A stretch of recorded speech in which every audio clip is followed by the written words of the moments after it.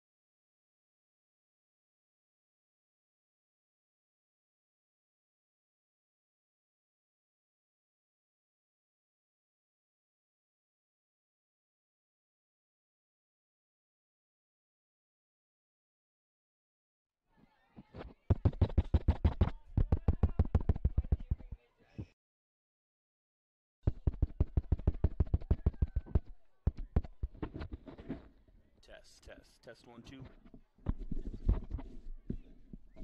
Test, test, test.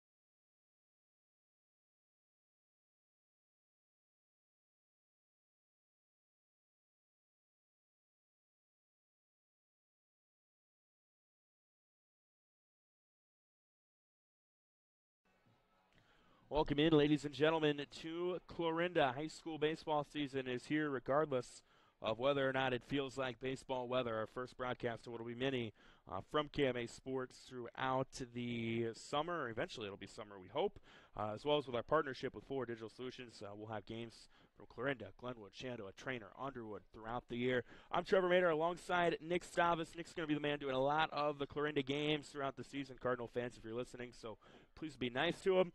We've got a non-conference swing going here tonight. Bedford, Clarinda baseball. Nick Stavas, like I said, not really baseball weather, but here we are. Clarinda ready to start their season. Bedford looking for their first win of the year. Yeah, it's good to be here. I'm excited. It's going to be a fun season. Clarinda with a lot of hype coming into the year, ranked in the top 5 in the state, and we kind of get their first look at them. You know, we get their first test, get to see them on the field for the first time.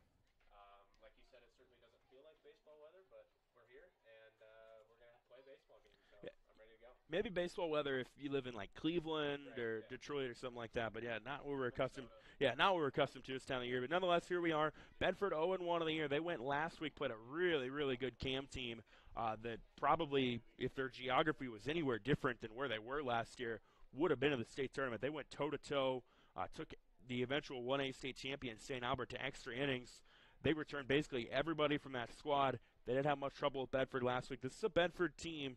Does return a lot of contributors from a year ago. Of course, they've got a big piece to replace in Dylan Swaney, who was their do-all last year at the catcher position. And perhaps most importantly, new head coach in charge of things for the Bulldogs, Jason Bucher, now in charge. Longtime skipper Frank Seifert, ousted from that position this past year. So Coach Bucher takes over that team. They're 0-1 on the year. Clarinda, first game of the season under the tutelage of longtime head coach Rod Eberle.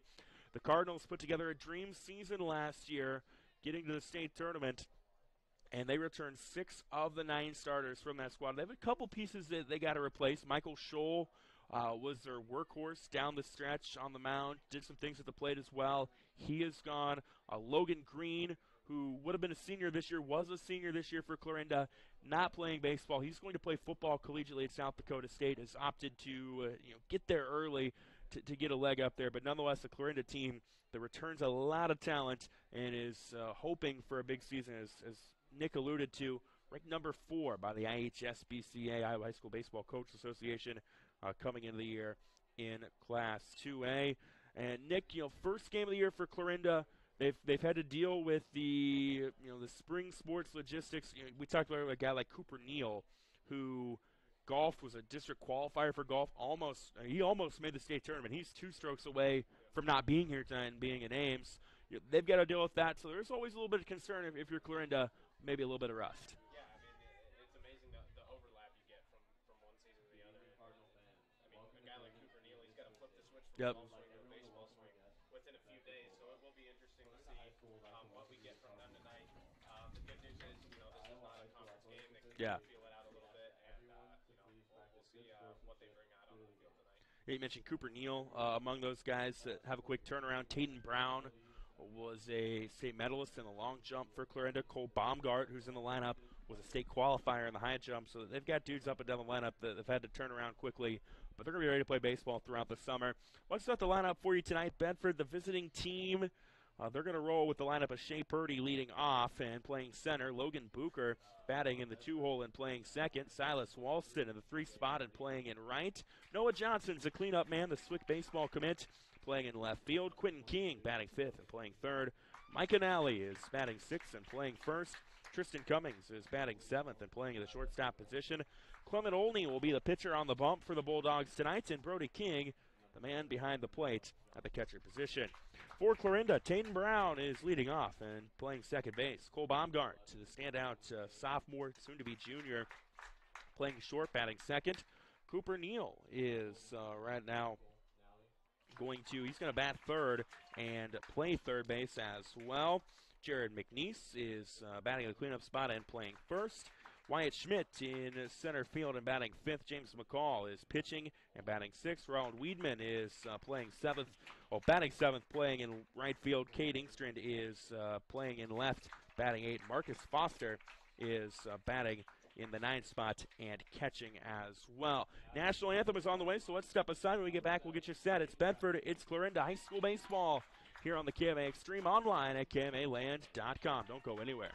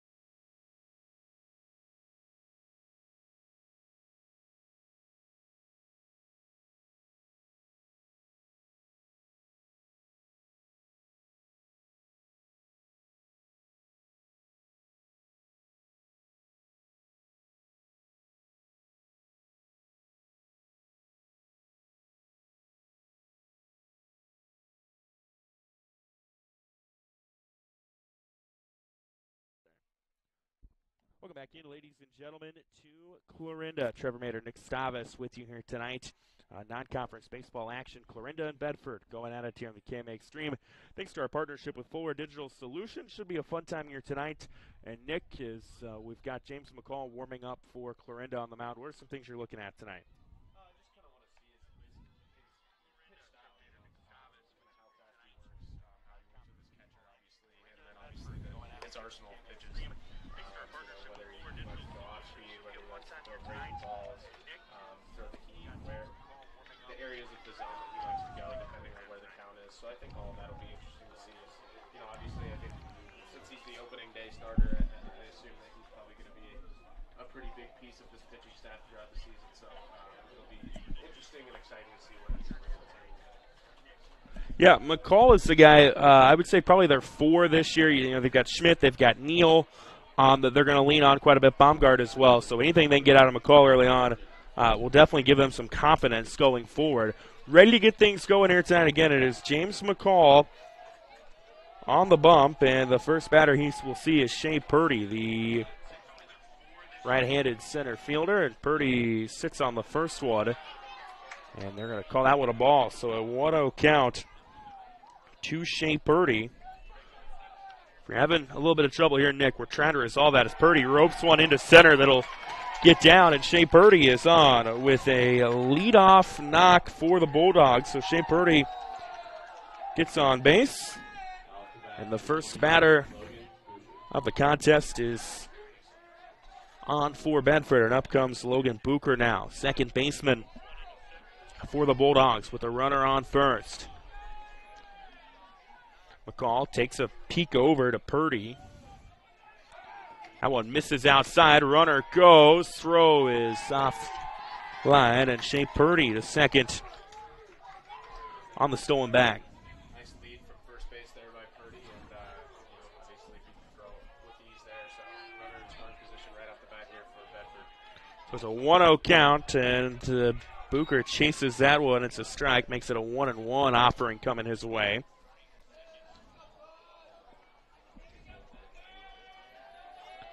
Check the runner, Will McCall. And fouling one back to the net does Booker, makes it a 1-2 count.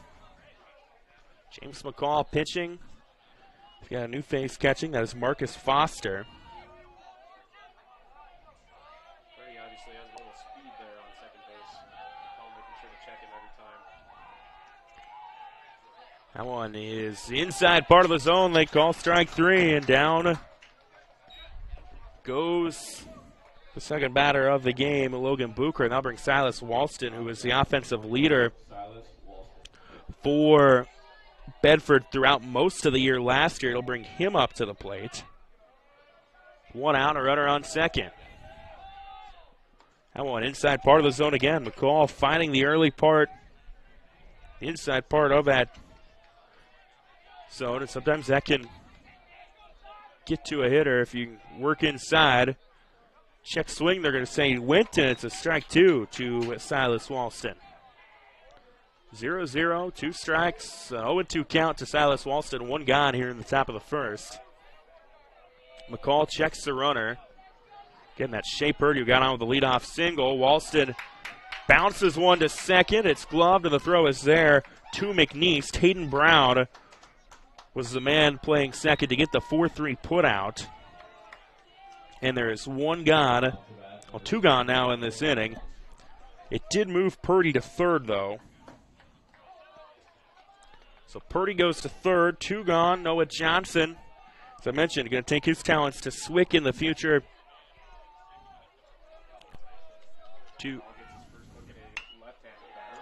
Johnson into shallow center, and there to grab it for the third out of the inning is Wyatt Schmidt. So a runner gets on, but gets stranded at third, and we'll go to the bottom of the first. 0-0 here in Clarinda on the KMA Extreme online at KMAland.com. Bottom of the first coming up here shortly.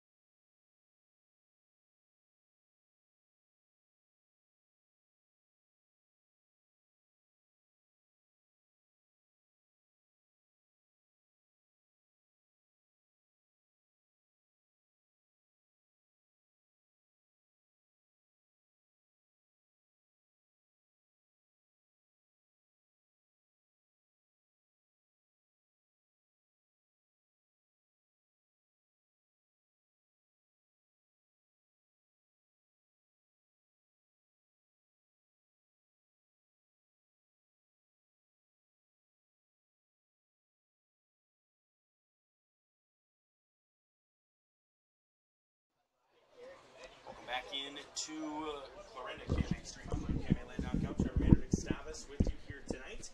We've got high school baseball on the airwaves, and Nick, already we've seen half an inning of baseball action here tonight. Yeah, good inning there from James McCall. Obviously a leadoff single there by Shea Purdy, and then Purdy stole second, advanced to third on a tag up, and then McCall was able to get out of the inning. So no harm, no foul. We saw obviously the way he handled that pressure of a man in scoring position with no outs, and he got out of it. So now we get to see this talented Clarinda lineup for the first time this year.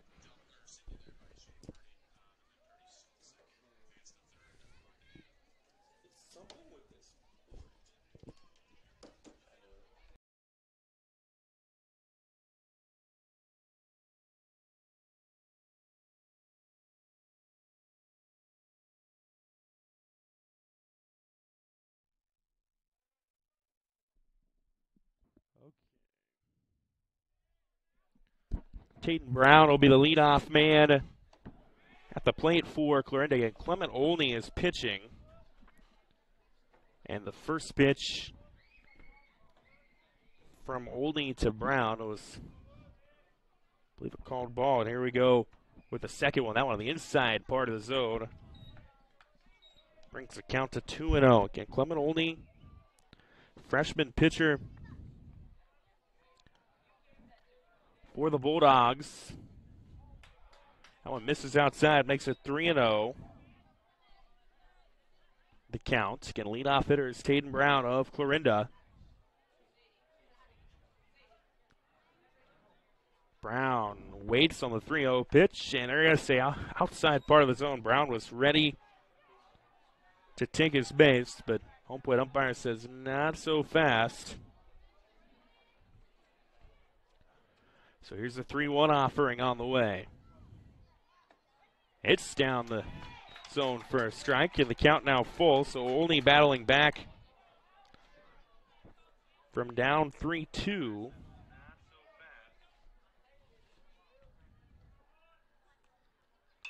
Brown fouls that one out of play. Nally in pursuit along the first baseline, not going to get there.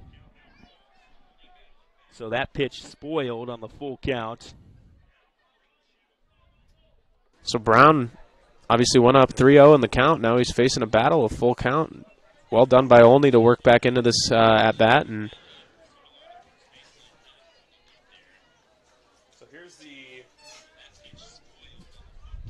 3-2 pitch, and Brown pops that one up. That's going to be in play, and Olney backs away and can't be caught by the catcher, Cody King, so it's another foul. So back-to-back foul balls have kept this at a 3-2 count. We're trying to work out some audio kinks that we're having here tonight in Clarinda.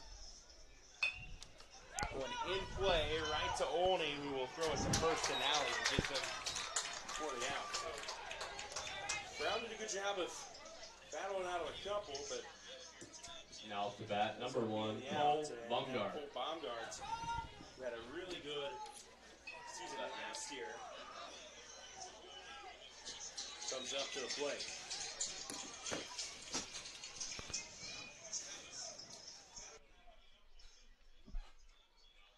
That one is on the inside on Baumgart. He obviously doesn't mess with that one at all for a ball. 1-0 the count from Clement Olney to Cole Baumgart.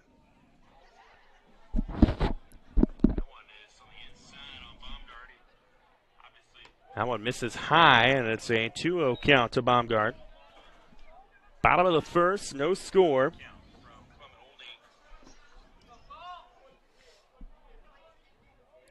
Here's the next pitch from Olney.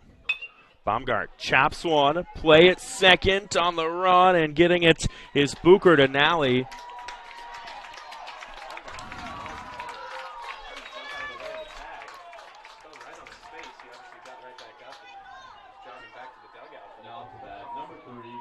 So two gone now in this inning. Cooper Neal, the three-hitter for Clarinda, up to the plate.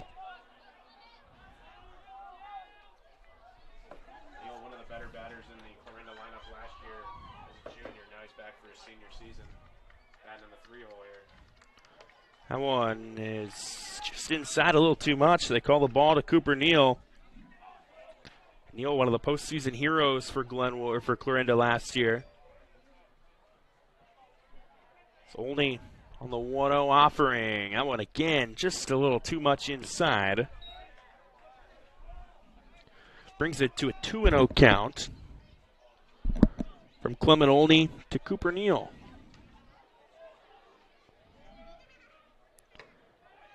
That one is they call it strike. Nope, ball. A little delayed on the call there was the official. Makes it a 3-0 count. Now there's a strike, and it's a 3-1 offering coming from Clement Olney to Cooper Neal.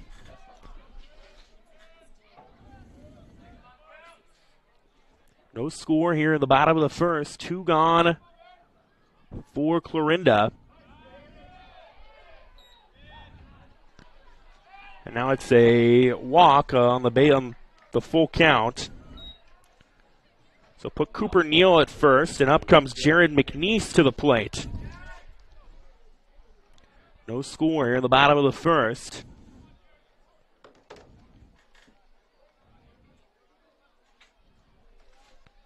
Oldie on that one just misses up and in for the 1-0 offering. So Neal gets on with the walk.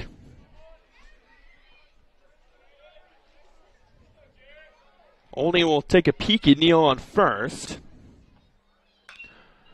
McNeese swings at one. Doesn't look like it's going to leave the infield. And coming over from short to grab it is Tristan Cummings on the flyout. And that is how the inning ends. So just like Bedford, Clarinda strands a runner. And we will go to the second. Scoreless here on the KMA Extreme Online, KMAland.com. Is believing. That's what you'll hear from customers that choose Barrett Auto Center of Glenwood time and time again. Barrett customers come in for vehicles and service work, but they come back for conversation and honest advice. They want one of the largest pre-owned and fully serviced inventories in KMA land, and they return when they've gone elsewhere and it just isn't the same. See and believe for yourself how little differences add up to a better car buying experience. Come back to Barrett's and Barrett'sAutoCenter.com.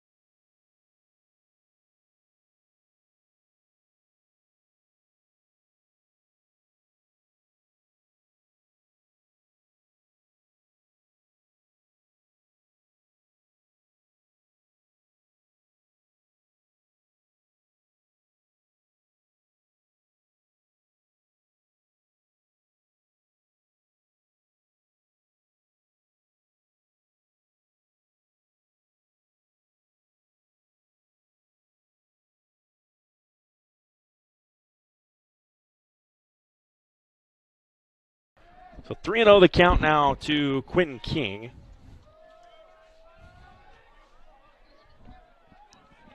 And King lets that one go, and it's on the outside part of the zone, and called strike makes it a 3-1 offering.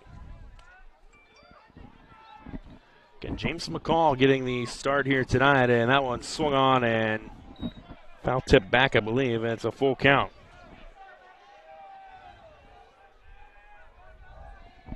So 3-2 the count to King, and that one misses outside, and Quentin King is on with a 6-pitch walk. So King to first, and Mike Canale, the first baseman, batting in the 6th spot. This is the second inning now that Bedford has gotten their leadoff Yeah, and Clarinda did the same thing as well. So far, the leadoff man has been able to find the base pass. That one, the upward part of the zone. And it's an 0-1 count. Now to Mike and Alley. So 0-1. Here in the second inning. We're in the top of the second. Runner on first.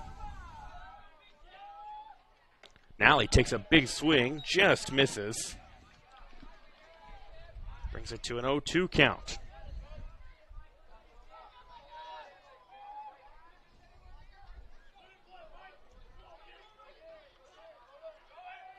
Nally swing and miss at that one, and it is strike 3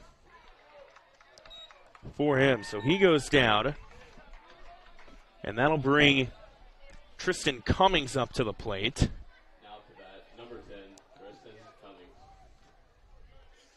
So Cummings up to the plate. With one gone and runner now at second, and Cummings sits on that one. Bring it to an 0-1 count. So the 0-1. That one misses outside. Brings the count to a 1-1.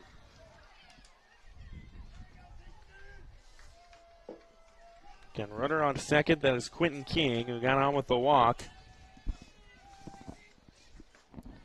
That one misses low and outside and bring the count to 2-1. No score. So once again, McCall having to face a runner in scoring position. I believe we've got the audio situation sorted out, which is always good to see. Here's a foul out of play. And a swath of youngsters. Almost took out a young child there. Yeah, you don't want to do that. Some ballparks, that's fouled out of play. Some ballparks will give you, a quarter or a stick of gum or get to keep the ball. Something for bringing a foul ball back. Runner goes to third. And so moving to third on that is Quentin King. So King now in scoring position on the stolen bag, and it's a 3-2 count. That was a strike taken by Tristan Cummings. So 3-2 offering from McCall to Cummings. Outside part of the zone. They're going to ring him up. Strike zone's been an interesting one tonight. We saw earlier kind of working inside. It's not Clement only. Pitcher. Pitcher versus pitcher in this one, and that one outside part of the zone. Again, very similar to the last pitch that struck out Tristan Cummings.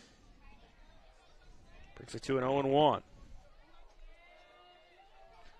So the 0-1 with a runner on third. Swung on and missed by Olney. Olney swinging like he wants to drive in a run. McCall once again trying to get out of a little bit of a jam. Another runner in scoring position. 2 straight innings now. The 0-2. And swing and a miss. He does it again. And another runner gets stranded for Bedford. And we will go to the bottom of the second. Still scoreless from the KMA Extreme Online, KMAland.com.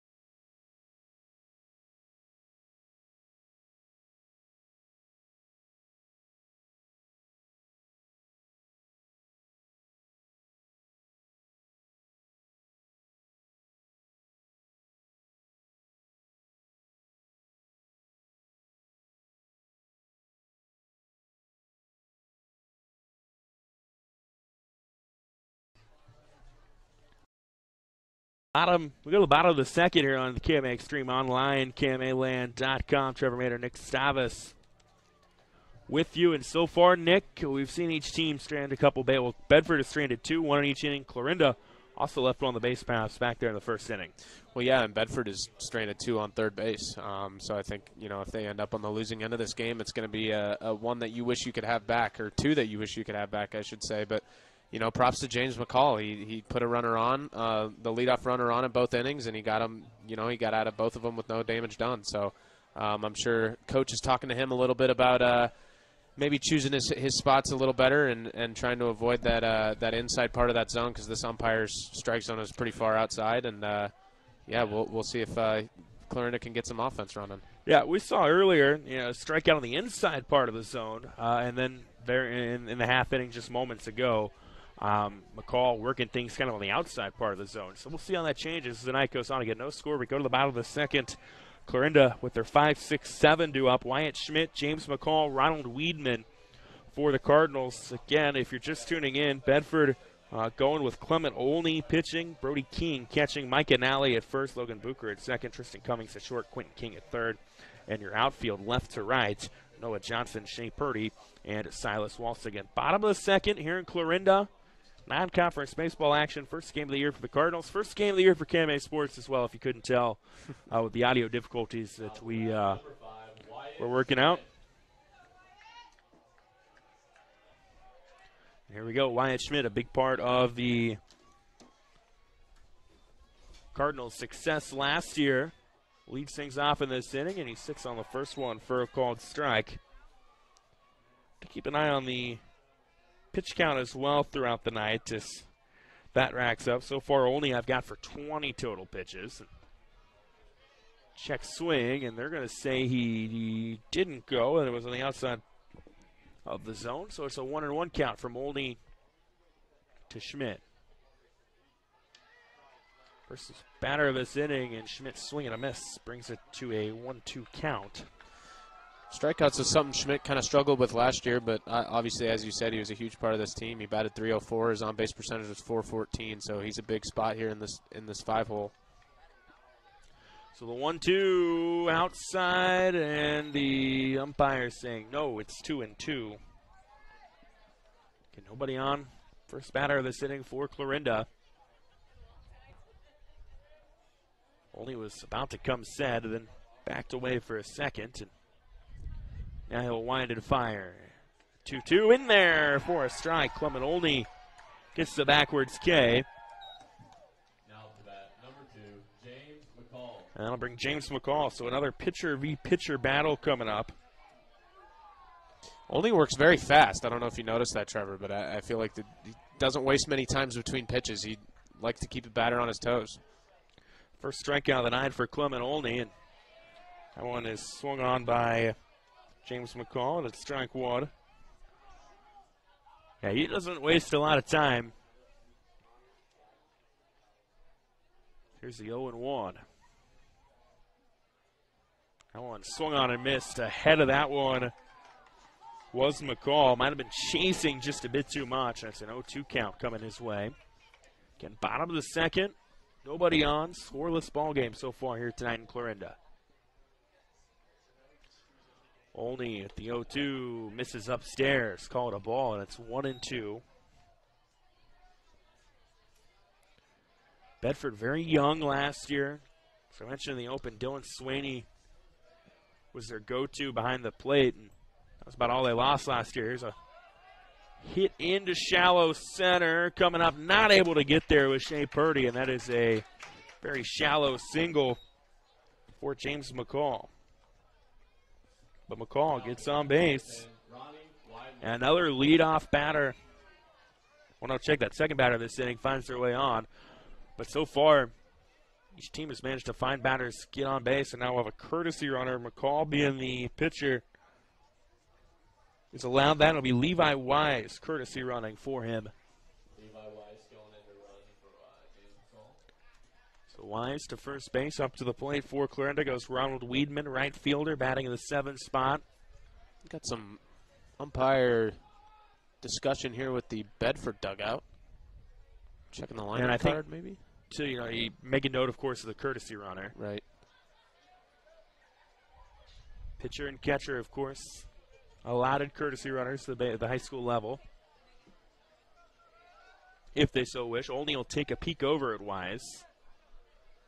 One gone, and now he'll throw over to first. Nally gloves it, but Wise gets back safely.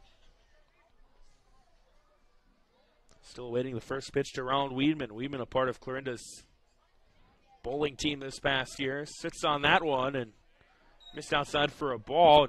Wise had a big lead, had to get back safely. So a 1-0 count from Clement Olney, who now I've got his pitch count total up to 29 through what we would call 1 1/3 innings. Weedman showed bunt, pulled back, runner goes, throw on line. Did he get him? No, he's able to get under. That was a nice throw from Brody King to Bucher at second, but good job getting under that by Levi Wise. And I think King and Olney were both cued into the threat that Wise was to run because they were checking him quite a bit at first base, and he ended up stealing anyway. So it's a 1-1. Weedman showed bunt and pulled back. He'll do it again. Pops it up. It's not what you want to do usually on a bunt, but luckily for him, it goes foul out of play right in front of us. And with a 1-2 count, I would take a guess that the bunt is out of the equation now. So a 1-2 count from Olney to Weedman, with Levi Wise standing on second base, 1 out. Here in the bottom of the second of the scoreless game, Olney takes a gander over at Wise. Wise with a big lead. That was inside, high and tight. Weedman had to take cover from that one, and it brings it to a 2-2 count. Olney again glances over at Wise, who gets another serviceable lead. And the 2-2 just got a piece of it to keep this at-bat alive, did Weedman as he sends it to the backstop. I think he knew, too, just kind of the way he moved afterwards, that he might have been chasing a little bit. Yep. It looked like he swung very late, too, so I think maybe he second-guessed himself and was able to get a piece of that one. Keeps it at a 2-2 offering. Olney taking a long stare, came off the hill, trying to tease Wise a little bit. Wise gets back safely. Olney again will take a look. Now here's the 2-2. Weedman sat on it. It misses outside. Runner goes kind of late, and getting underneath the tag was Wise. Wise went kind of late on that. The throw from King to King, Brody King to Quentin King, wasn't a bad one, but Wise gets underneath it. Ball might have came out there as well. Bedford fielders are making Wise work for these bases, but so far he's slid under 2 tags. So here's the payoff pitch, hit in play to second. Bucher couldn't quite glove it. And a run will score. Ronald Weedman gets on. That's a tough play. I don't know, do we call that a hit or an error? A line drive right to him. It looks like he kind of dove for it. It looked like it was going to land in front of him, so he dove for it. I don't know. That's a tough call. I'll let you make that decision. I'm terrible at making these decisions. We will be nice for the time being and call it a hit. Yeah, it kind of took a bounce in front of him. First pitch there to Engstrand. And it plunks him. It hits him. And so now Clarinda's offense is rolling just like we were waiting for, Trevor. I had a lot of runners on, but only 1 run so far in this game, and it looks like Clarinda's trying to get more. Let's ask the guys in the press box. What do you say, hit or error? Say hit. Say hit. Okay, All right. so we all were. It's a hit. We were all in agreement Consensus. It's unanimous. So we're gonna give Ronald Weedman the RBI single. It kind of took a weird bounce, and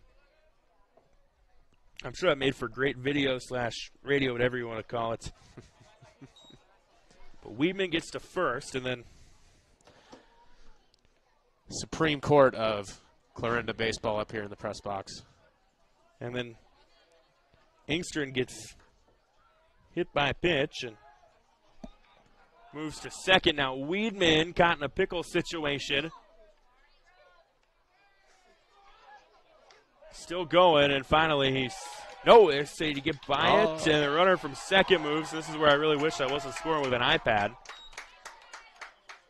I think Weedman did not get out. Yeah, he got caught stealing. And Engstrand is safe. Okay. It looked like they might have gotten Weedman and it looks like they could have gotten Engstrand there at second base, but they called him safe, so Weedman's out. So a runner on second, 2 outs. 1-0 is the count. It's a 1-0 count to Marcus Foster. Not the former Creighton basketball player, by the way. He sits on that one, and it's a 2-0 count.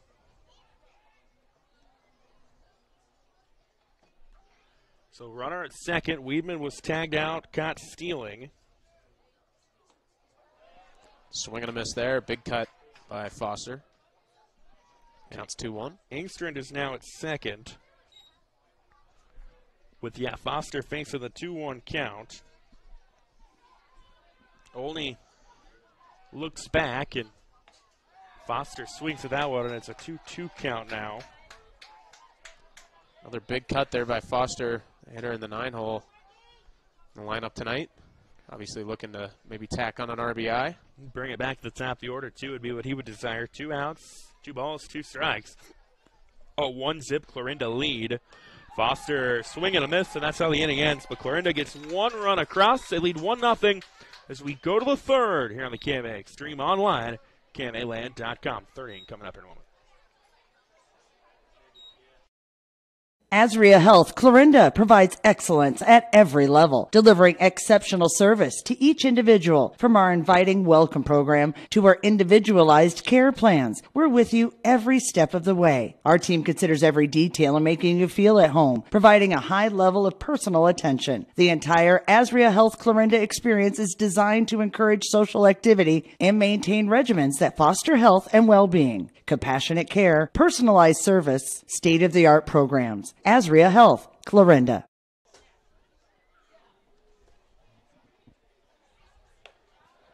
Berry, best in convenience, it's Cubby's. Stop in today for hot and fresh food, plus that local spirit that you'll always find at Cubby's. And when it comes to pizza at Cubby's, with every large pizza sold, Cubby's gives $1 to the local school district with the Raise Some Dough program. In fact, Cubby's contributed $29,855 in 2021 to local schools for educational and athletic purposes. Just another reason to stop, shop, and eat at Cubby's. For the Cubby's near you, go to Cubby's.com.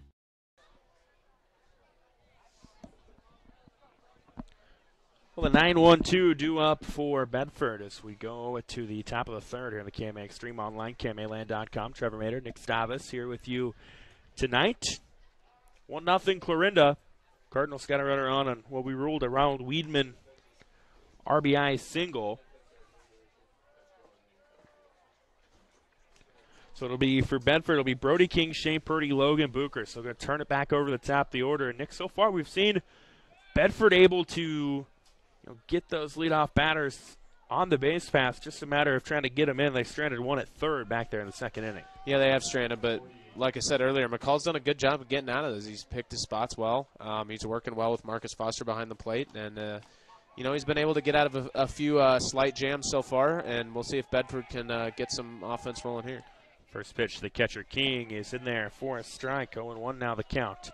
For Clarinda, James McCall pitching, Marcus Foster at catching, Jared McNeese at first, Hayden Brown at second, Cole Baumgart at short, Cooper Neal at third. That one again in there, just missed low, they're going to say, and it's a 1-1 count. From McCall to King, that being Brody King.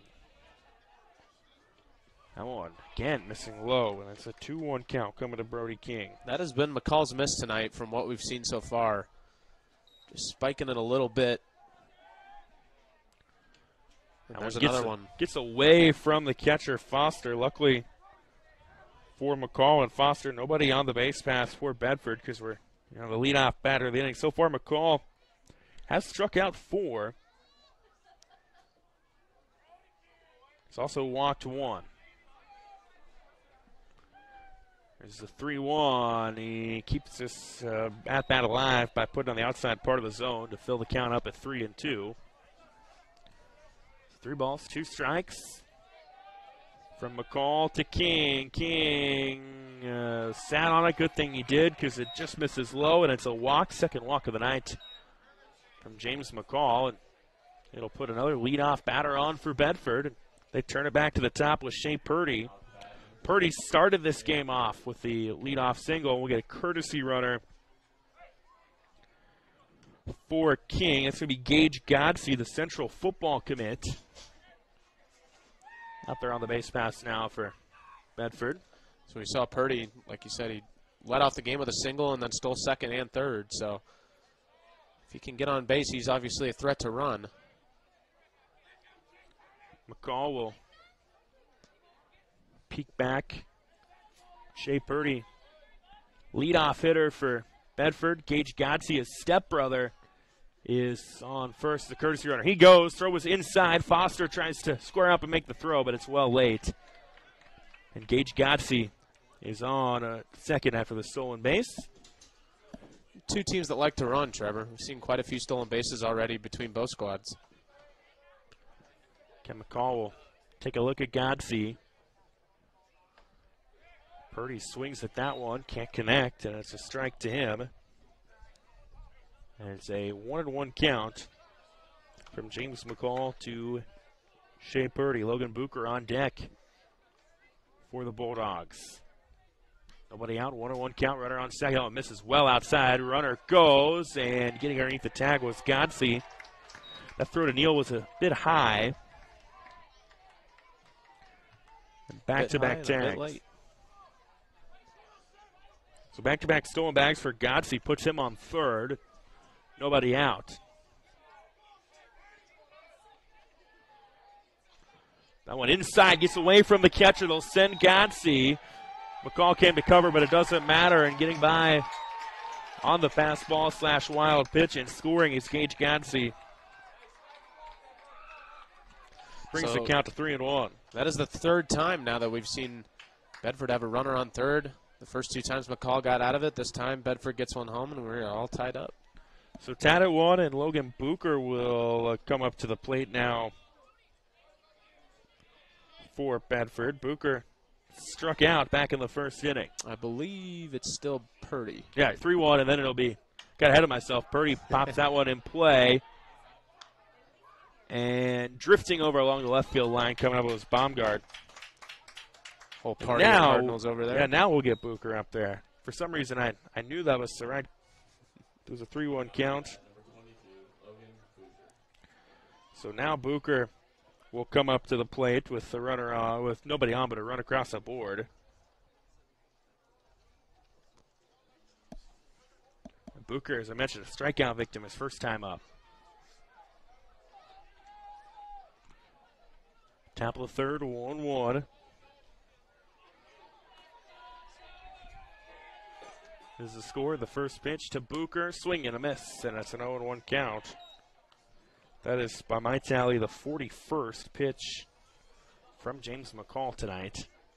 And both pitchers have been required to work quite a bit here in these first few innings. Bucher chases one kind of low, and that's a swinging strike, brings it to an 0-2. Bucher one swing and a miss away from another strikeout. The 0-2 offering, it won't be there. It gets by the catcher, Foster, brings the count to 1-2. Well, so far in this inning, Bertie King found a way to get on. That was courtesy ran for by Gage Godsey, who stole second and third, scored on a pass ball. Bucher rips one to center. Schmidt trying to find it. Schmidt grabs it. And that is how we get the second out of this inning. Now to bat, number 44, Silas Walston. And now Silas Walston, who was the, as I mentioned, kind of the go-to underclassman for the Bulldogs last year, comes up to the plate. That one outside, called ball, 1-0 the count. We've seen that same pitch, it feels like, called a strike by this umpire tonight. Outside spot is a bit touchy here. As and then that one was inside. Yeah. Walston squeezes it, tries to squeeze it, and it's a called strike, and that one misses well outside. Brings it to a 2-1 count from McCall to Silas Walston. So the 2-1. Again, misses outside, make it 3-1. Bertie King got on with a walk to start this inning, and then 2 outs since then. Here's that one. Ooh, called strike outside part of the zone. It's that same 3-2. spot that McCall has hit many times tonight. He hit it again there, and it's kind of hit or miss whether it's a strike or a ball. Here's a payoff pitch, and Walston chases, can't get it, and that's how the inning ends. But Bedford gets one run across. It is 1-1 as we go to the bottom of the third in the KMA Extreme.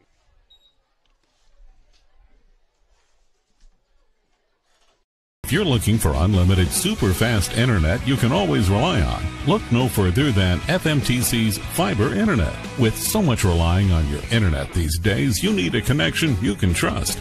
You can work from home, video chat, stream your favorite TV shows, and more without worrying about the stability of your internet. You could have what everyone else wishes they had. Your connection to the world, FMTC.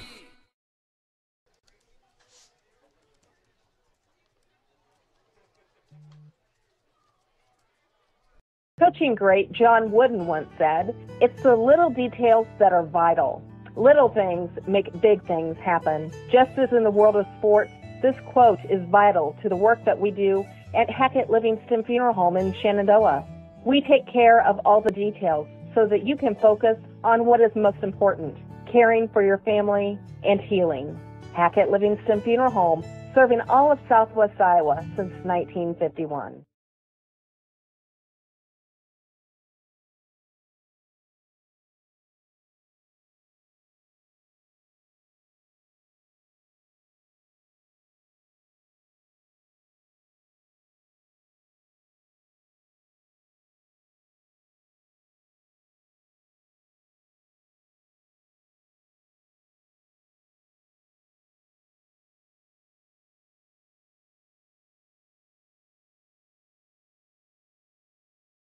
Clarinda, welcome back to Clarinda on the KMA Extreme online, KMALane.com. Trevor Mayer, Nick Stavas with you here tonight. We are in the bottom of the third, going to the bottom of the third. 1-1 is our score. This non-conference baseball game between Bedford and Clarinda leading this inning off with the top of their order, Taden Brown, Cole Baumgart, and Cooper Neal. Clement Olney still the man on the hill for Bedford. First pitch from him to Brown. Brown showed bunt, pulled back, and it is a ball. So 1-0 now the count. Taden Brown had quite the season last year as a sophomore. 349 batting average, 486 on base percentage, led the team. Brown just nicks one, and it ended up catching the catcher King. And I can't tell from here where it caught him. It might have caught him in the part where you never want to be hit. Tried to lay down a bunt, and it just went right past his bat, barely touched his bat, and I think went right into King. Yeah, it went into some part of King, and obviously, again, with his back turned towards us, he gives a thumbs up to the Bedford dugout, though, and they give an applause. So whatever it was, nothing too serious to prompt King to come out, but I can't imagine it felt good taking the foul wherever he took it. Brown led the team in walks led the team in on-base percentage solely because he led the team in walks. Not solely, but largely because he led the team in walks by quite a bit. There's a 1-1, and he sits on that one, and it's a ball. Yeah, Brown, maybe not someone you would think of as, maybe a power hitter right for Clarinda, but as you mentioned, he is patient, and then when he gets on base, he's really fast, and that helps him out. As I said, he rips one to left. Johnson trying to chase, and it's over his head, and Taden Brown might have heard me, and he's on with a stand-up double. He says, power hitter. Show you a power hitter, Trevor. He says, I'll show you. Sends that one into left. And Taden Brown starts the inning off with a double. And now Cole Baumgart will try to move him, or maybe score him. Well, and this is what you want for Clarinda, right? The leadoff man gets into scoring position, and now you have the heart of your order coming up with nobody out and a runner on second. They're definitely looking for some offense here. Only keeping an eye on Brown. As mentioned, Brown, a state qualifier in years past in the sprints, has got some speed. They've, in years past, have used him. He's worked his way into the lineup as a hitter, but they've used him a lot in running situations as well. Only takes a peek, and now Baumgart rips one to left. Johnson again in pursuit. That's tracking left center. Johnson can't glove it. And Brown was already almost to third. by the time that ball dropped, and easily scoring is Taden Brown, and Cole Baumgart gets to second. We're going to call that a hit for now. Yeah, Johnson being forced to cover a lot of ground in those past 2 hits by both Brown and Baumgart. So Baumgart now at second. Here's Cooper Neal up to the plate in the 3 spot after driving in that run moments ago. Yeah, Johnson had a lot of ground to cover. That one kind of carried to the right, to left center. The wind blowing out that way as well. That one misses low. Called ball, 1-0 the count from Clement Olney to Cooper Neal.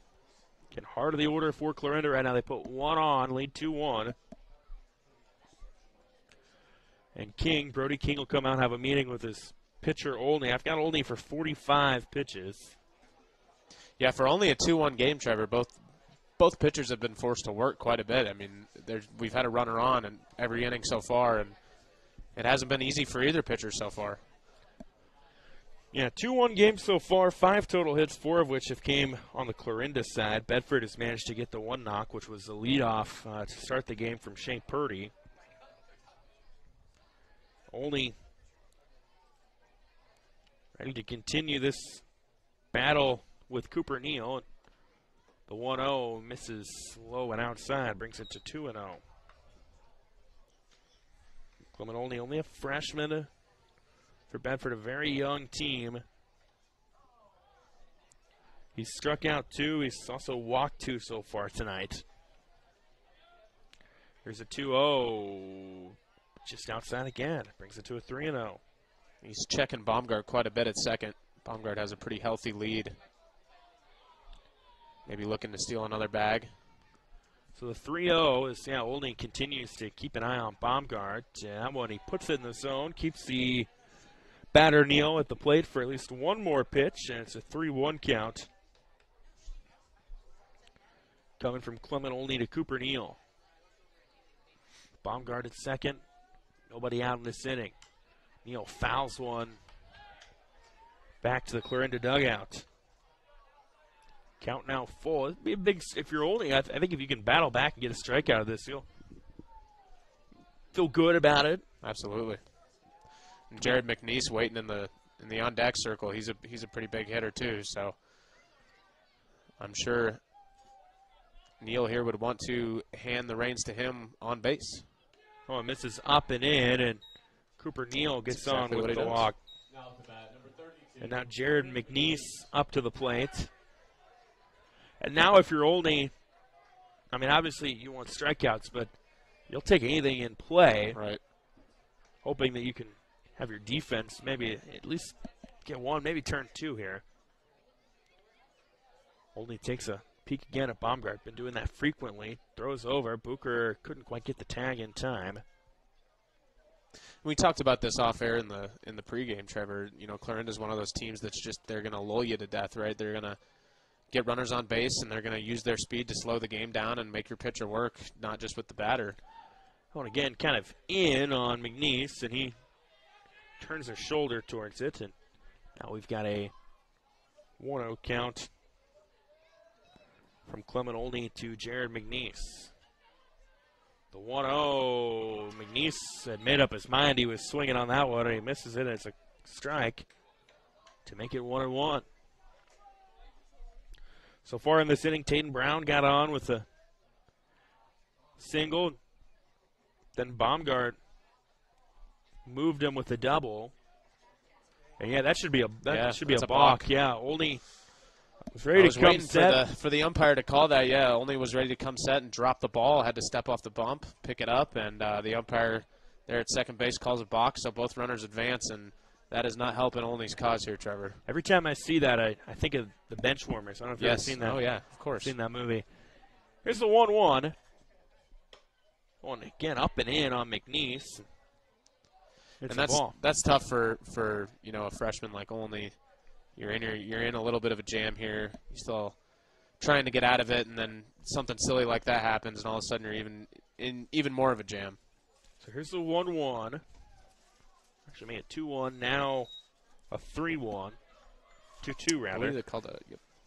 Sometimes when I get my count off just a little bit, I really get it off trying to catch Well, up. and they don't really help us here at Clarinda City Park with all the poles in the way of the scoreboard. There's a 2-2. That one misses up and in for a ball. There's an umpire out there. I hope it doesn't mind me name drop by the name of Ray Wood. That when he calls a ball or a strike, you really know when he's calling a ball or a strike because he's very vocal. And us broadcasters do really appreciate that. Of course. Here's the payoff pitch. Fouled away. We'll get another one from Clement Olney to Jared McNeese. Good battle here by Olney, between Olney and McNeese. McNeese obviously in the batting cleanup has the ability to hit about every spot in the field, and Olney's given everything he can handle right now. So the 3-2 on the way after McNeese fouled that one away, and that one missed out. No, and it got away from King on the miss. It loads the bases, so scores a run as well. So Baumgart scores. And they move Neal to third.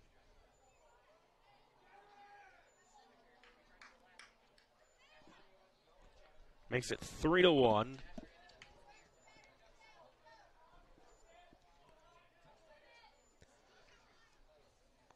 So Schmidt calls time here. And runners on the corners, so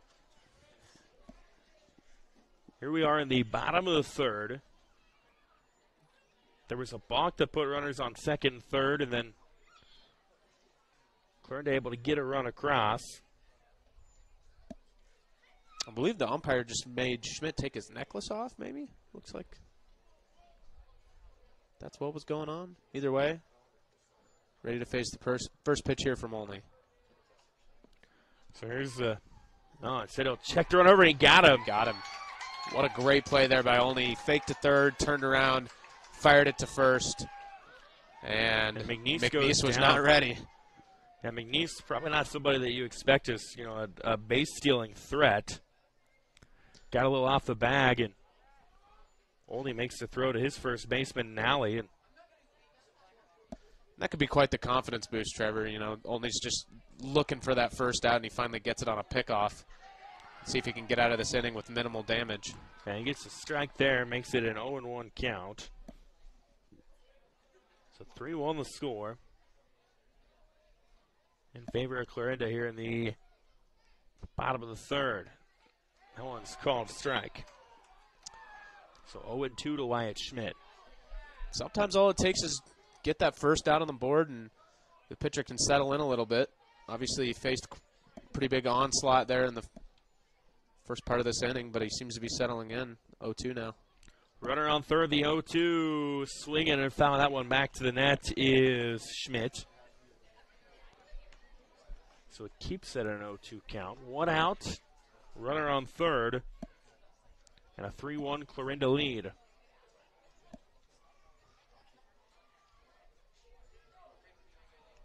Clement Olney, the pitcher for Bedford. Schmidt hits that one and play to third on a hop. Quentin King can't grab it, and the run will score. So Cooper Neal moves in. And it makes it 4-1. And that's tough for Olney. That is really tough for Olney. You had 0-2, a little chopper to third base. Third baseman can't handle it. Run scores. And the inning continues with still just one out. Okay, so Schmidt moves to first on the chopper that can't be fielded, and now we've got the pitcher James McCall up to the plate. I'm gonna rule that an error for the time being. I think you're in the right there. I like that call. Pop straight up in the air.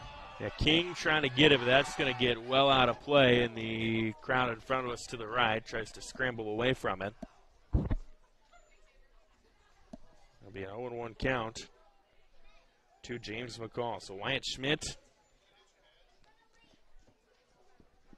on first after reaching on the air.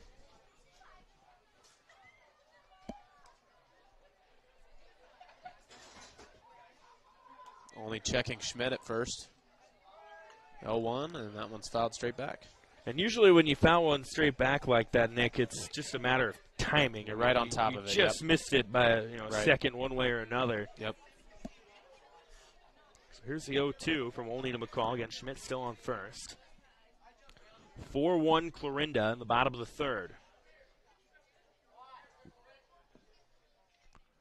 Olney taking his time, and now he'll throw over. Schmidt gets under the tag by Nally. And Trevor, it feels like every position, Clarinda has speed. It feels like every batter that gets on base, and they're making only work to check their base runners. So Clarinda has perfected that small ball. Runner goes, throw Just as I say inside. that. King's throw to second, a little off the bag. And yeah, as you say that, Wyatt Schmidt steals second. He was a sprinter as well for Clarinda this year, had mild success in the 200. Clarinda's really built up a strong track and field program in the last couple of years under Coach Chad Blank. It's showing on the baseball field tonight. Yeah, and it shows in football, showing in basketball as well. McCall kind of chases one on the outside of the zone. He fouls it back.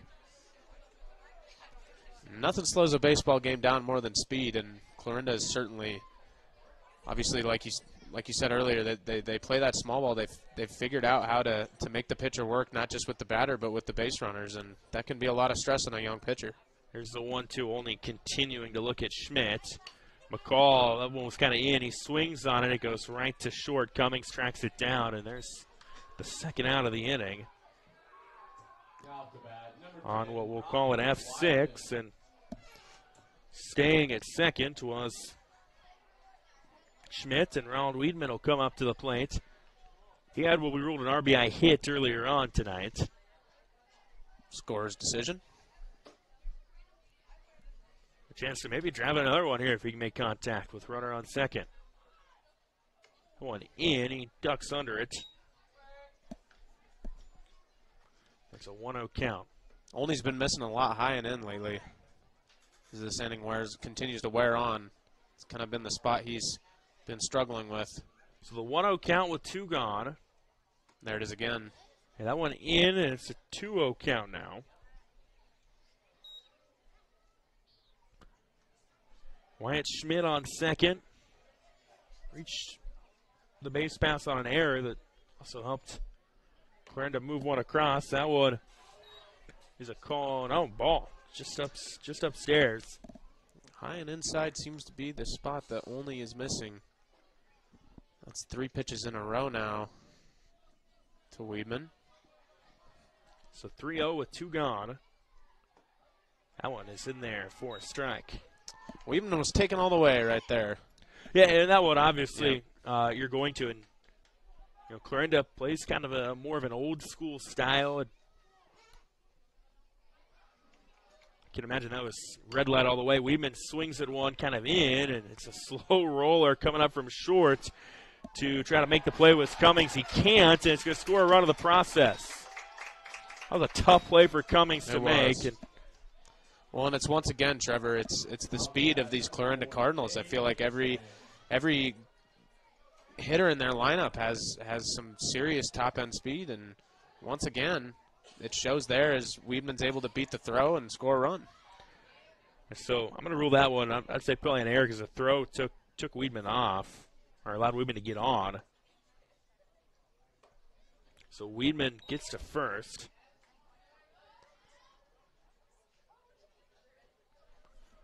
And that brings up to the plate. Now that brings Kate Ingstrom, the 8-hitter for Clarinda. So it's now 5-1 in favor of Clarinda. Ingstrom was swinging at one. Runner goes, and the throw got away from Booker, who came over to cover, and he made contact with Weedman. Weedman is still down. And now he gets up and appears to be okay. It's a 1-1 count from Olney to Ingstrom. Another stolen base there for the Cardinals. Sound like a broken record here. Keep talking about the speed in this lineup, but it is for real, and it is making Olney work a lot harder than he would like to right now. That one just misses for a ball. To bring it to 2-1. Get runner on second with Ronald Weedman. Engstrom, the 8-hitter in the lineup, sits on that one. It's a called strike. Brings it to 2-2. Clarinda's put 4 on so far in this inning, trying to add another one.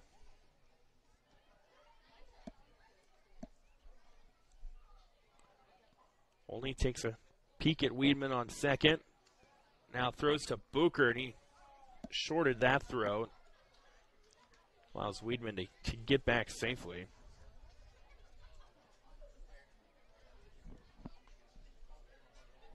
So 2-2.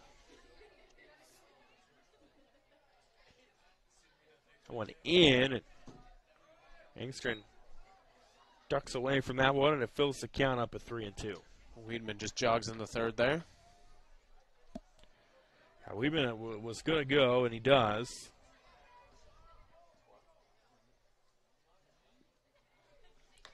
That one misses, and it's a walk to put runners on the corners, so only walks Engstrom. And now it's the 9-hitter, Marcus Foster, as Coach Jason Booker will come out, and I think we're going to see a pitching change. One, only pitch count getting up there. 2, you got runners in the corners, already giving up 4 runs in this inning. Try to, control the damage. Yep. Well, and like I continue to say, Clarinda's done a good job as far as hitting goes, but I think the main part of this inning that has made Olney work so hard is the speed they have when they get on base, and it adds a whole facet to the game that the pitcher has to worry about. And you're sitting here trying to get outs, trying to strike out guys, trying to just get out of the inning, while you also have to worry about checking runners at bases. And Clarinda just continues to steal, and they've done a really, really good job of getting themselves in scoring position by just solid base running. And it's not just fast; it's smart base running. They've other than that one pickle we saw earlier in the game, they've done a really good job at advancing themselves without having to work too hard at the plate. And I think that's what has made Olney struggle a bit here in the early going of this game, and I believe he just got pulled. Yeah, it looks like they bring Tristan Cummings in. They'll get some warm-ups in. We'll get the whole lineup sorted out for you here in just a moment. Again, 5-1 Clarinda here in the bottom of the third of the KMA Extreme Online, KMAland.com. Coaching great John Wooden once said, "It's the little details that are vital. Little things make big things happen." Just as in the world of sports, this quote is vital to the work that we do at Hackett Livingston Funeral Home in Shenandoah.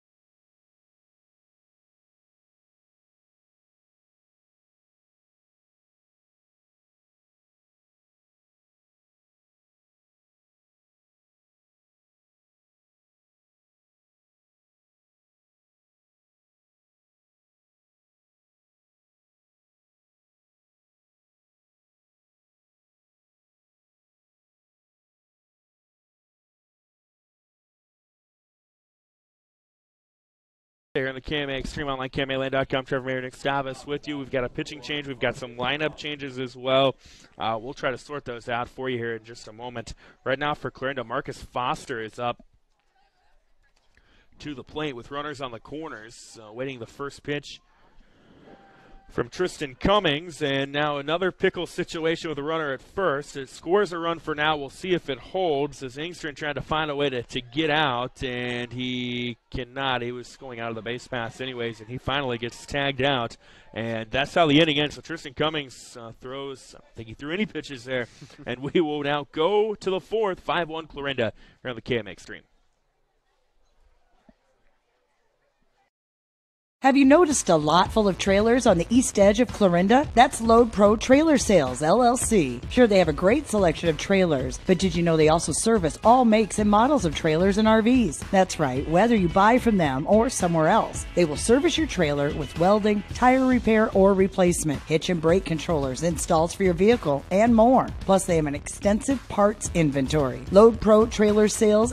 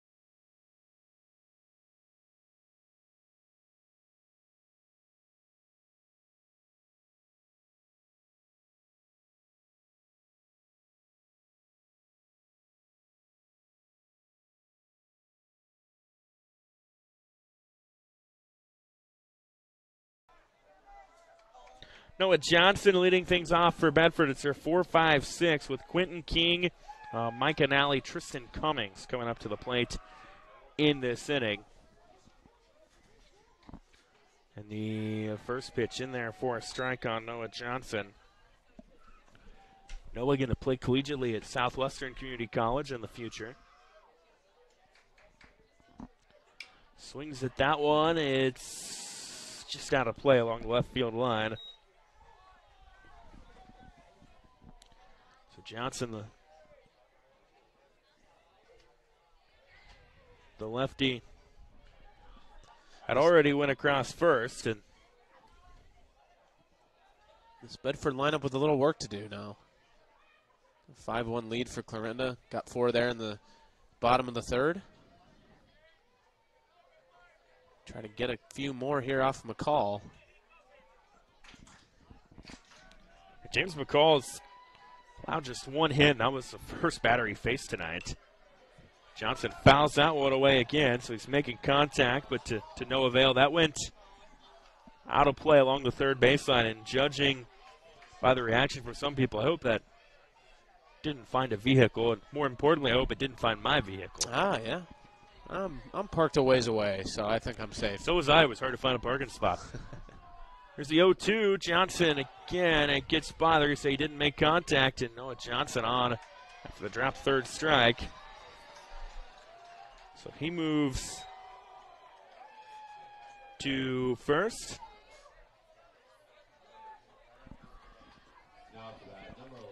And now they'll bring Quentin King up. King now playing second for the Bulldogs. The runner on.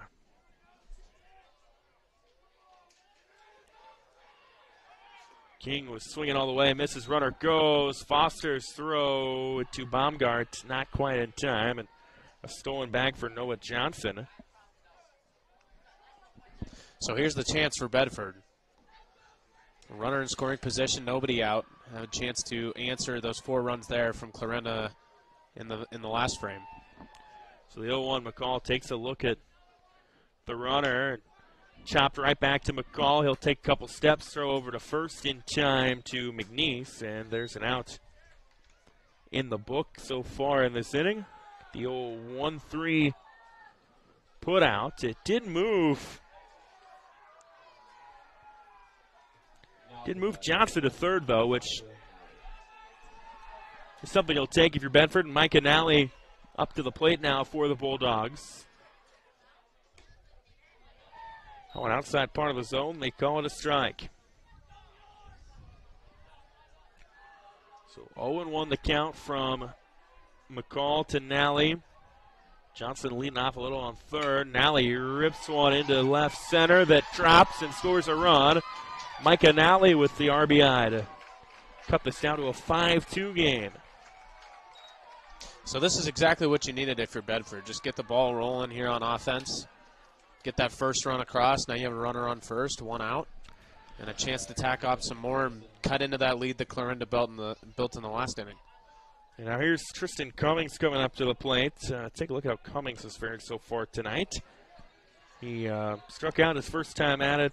Bedford still working their way through the order a second time. Cummings fouls that one off.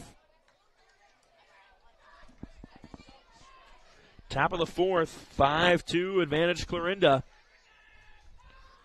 Cardinals put one onto the second, four onto the third. Bedford one of the third, one of the fourth already. Nobody with one gone.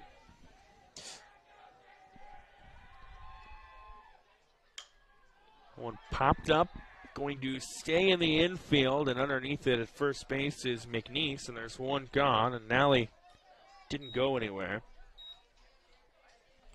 But now there's two gone.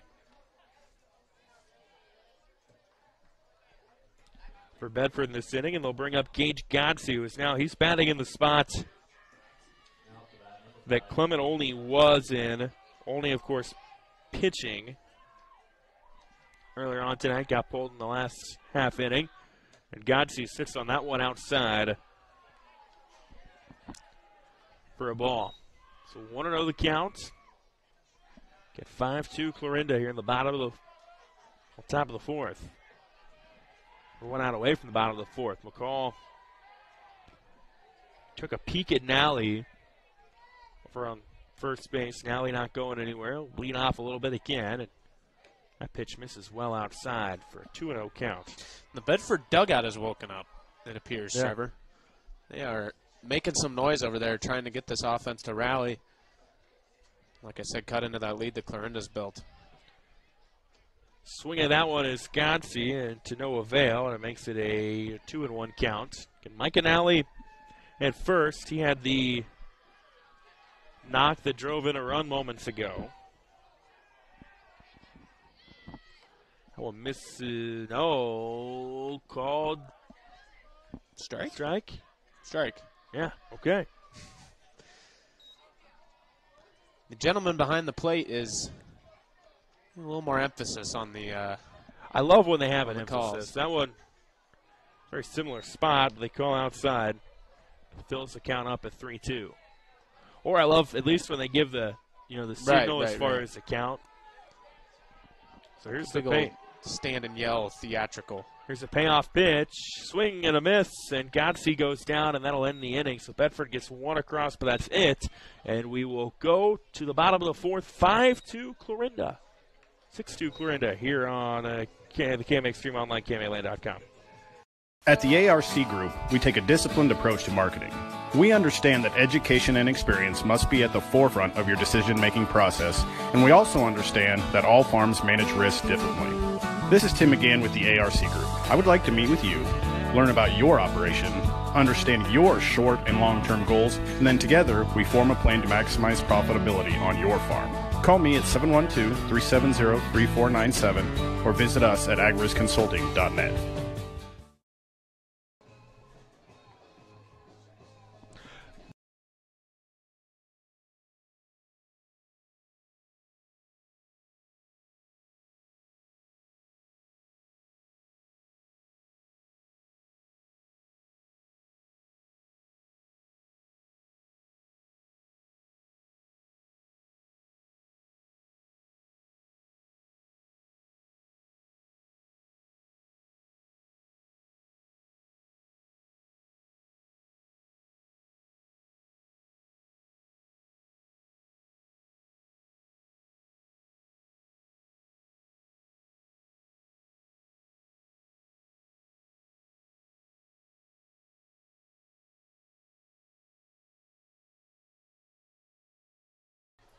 All right, well, we've had a little confusion. You go back to the last inning, there was that long tag-out play, a run and scored for Clarinda, and they counted it. I would have thought normally you don't see that count in that situation.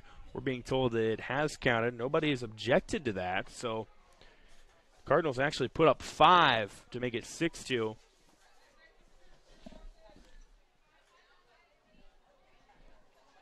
Here in the 4th.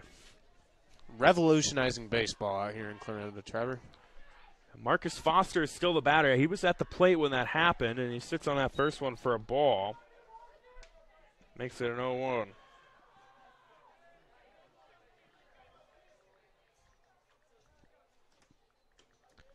Second pitch is down and in. They call it a strike on the bottom part of the zone, so it makes it 1-1.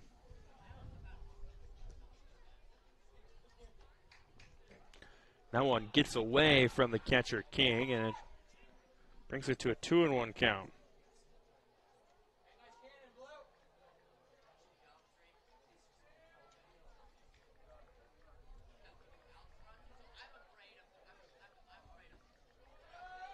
That one is going to bring it to a 3-1 count. Trying to get clarity on that. Yeah, I've never seen that before. I've always been understanding. Yeah. One inside, and it's a walk, a 5-pitch walk to Marcus Foster. Brings it back to the top of the order. Yeah, if the runner's tagged out in a usually you see a situation. Tagged out in a pickle, I don't believe the run scores, but and we'll see a courtesy runner now for Foster.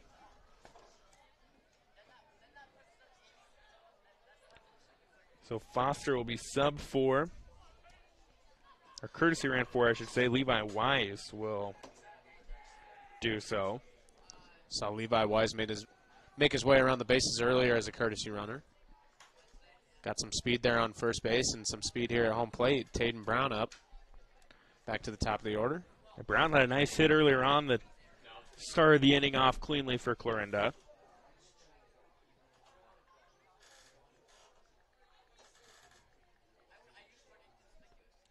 First pitch from Cummings to Brown, and a throw over as they tried to get Wise, who had a nice lead at first. He gets back. Now batting number 7, Taden Brown. Yeah, I think it's just a matter of time before Wise goes. Cummings is keen to it, but sometimes the speed is just too much. He holds off there. Pitch is high and inside for ball 2. Yeah, so it's a 2-0 count from Cummings to Brown.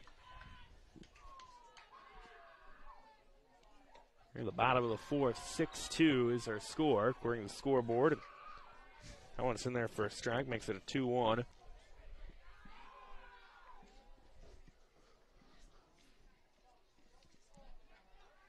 Runner goes, and Wise now in a jam. Trying to find a way out of it. Here's Nally with the throw to second, and finally applying the tag is Cummings, and there's an out. And I got clarity. So the runner in that situation scores before the tag, the run counts. So and they did. So that's what makes it 6-2. Interesting. Learn something new every day. That's the third pickle we've saw in this game. Yeah. Some miscommunication there between the base coaches and the runners has costed Clarinda some outs. 2-1 still. And Brown fouls one out of play.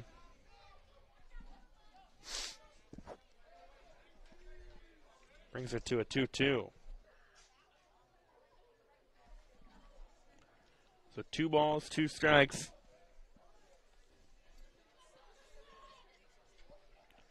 From Cummings to Brown, and that one is in on Brown. He has to duck under it.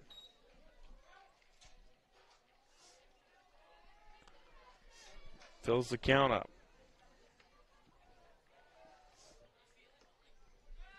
And now he walks. So put Brown at first. And Cole Baumgart up to the plate. Back to the heart of the order here. 1 out.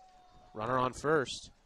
And 2-3-4 up for Clarinda right now with Brown at first. This is a part of the lineup they had a lot of success with back when they put up 5 in the third. And here's a hopper to third. Can't quite be fielded cleanly by Purdy. Tried to spin around and make the throw. It gets away from first baseman Nally. Rounding third, trying to score is Brown, and Brown will do so. Well, he gets all the way to third. And then Baumgart ends up at third. So Brown ends up scoring, on which you got to call an error. Yeah, I think it was a little indecisiveness there. I think he was maybe thinking about the double play, looked to second, realized the out wasn't there, tried to turn around and make a quick throw to first, and it just got away from him. And Baumgart ends up all the way at third off of that. So another run comes across. It's 7-2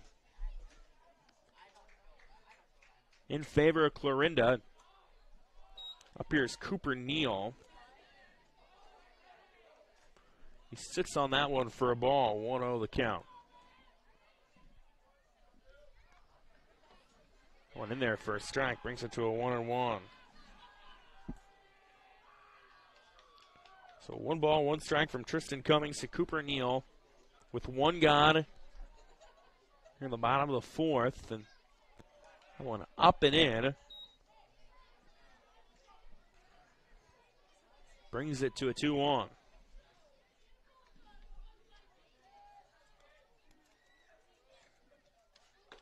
That one inside on Neal. Makes it 3-1. Tristan Cummings put him inside right now. Cummings.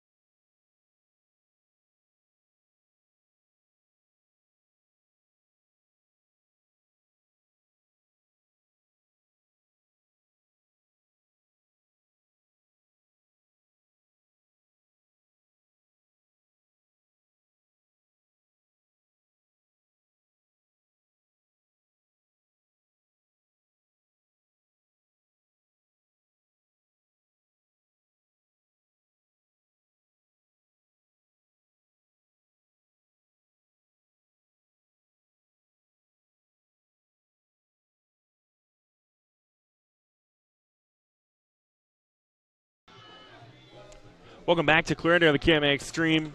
Sometimes you have some hiccups, first baseball broadcaster, and that's what happened. Just dropped the audio out. Unfortunately, with the software we use to restart the audio, you have to restart the video stream. Never what we want, but we did end the 4th inning just moments ago. Clarinda manages to get 2 more runs across to extend their lead to 8-2. So we go to the 5th, and I imagine we're going to see, we might see a new pitcher out there. Looks like we will see a new pitcher out there for Clarinda. We'll get that sorted out for you here in just a moment. Again, if you're just tuning in, Clarinda put on 1 of the bottom of the 2nd. Bedford countered with 1 of the top of the 3rd. Then Clarinda put up a 5 spot on the bottom of the 3rd. Bedford got 1 more back at the top of the 4th. Clarinda rebuts, though, with 2 in the bottom of that inning. And now Clarinda making a pitching change. Good.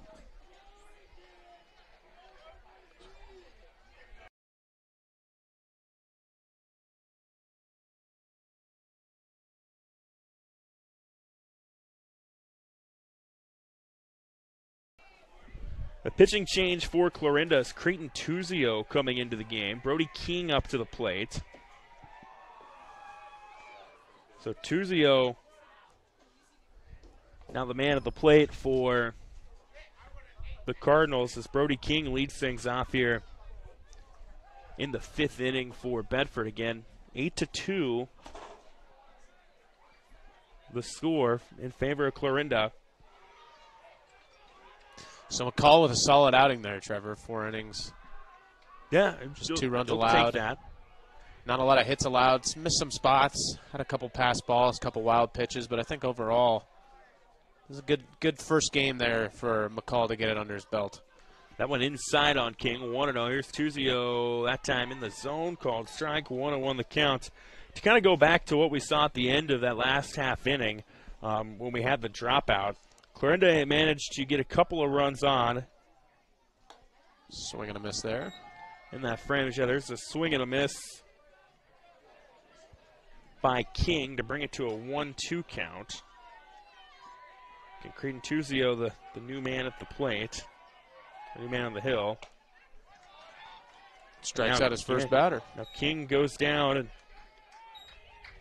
first strikeout of the season for Creedon Tuzio brings up Shea Purdy.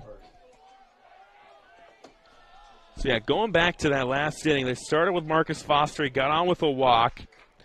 Brown got on, and then Cole Baumgart reached on an error. Purdy pops that one up, and it's staying in the infield, and there to get underneath it at short was Baumgart. And just like that, there's 2 gone. After the flyout, and quick work so far for Creedon Tuzio with Logan Bucher up to the plate. Baumgart got to third on the air.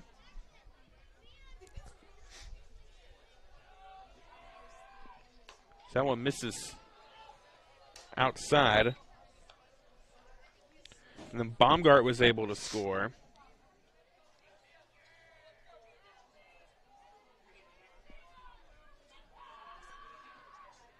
That one inside on Bucher, and it's a 2-0 count. Pierce Tuzio has some heat. 2 fastballs in a row there. Looks like they had some juice on them.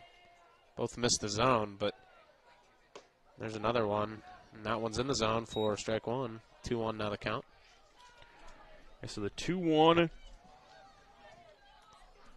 from Tuzio to Bucher. Again, Logan Bucher at the plate. 6 on that one. It's in, and it's a 3-1 count.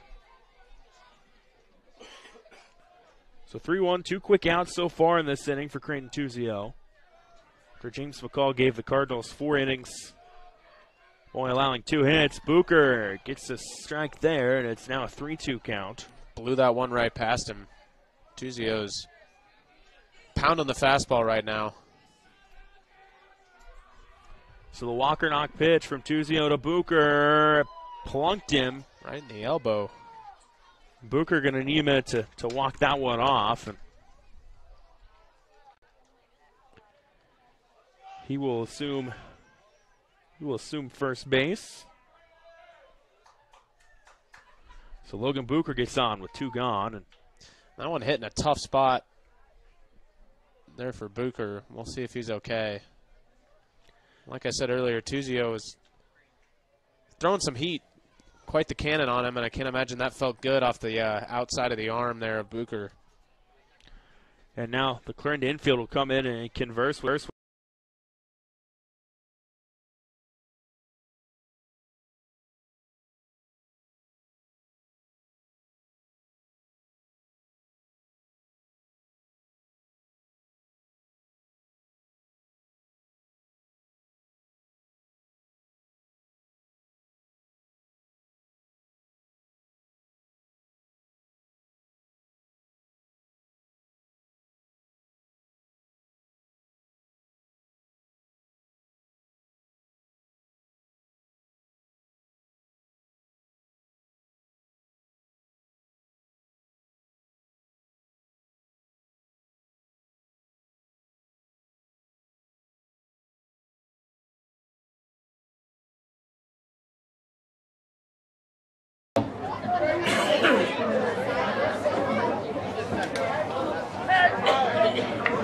Three balls, 2 strikes, the count. I believe they've got the out of the situation sorted back out. Trevor Salvis with you here tonight. So Logan Bucher at the plate.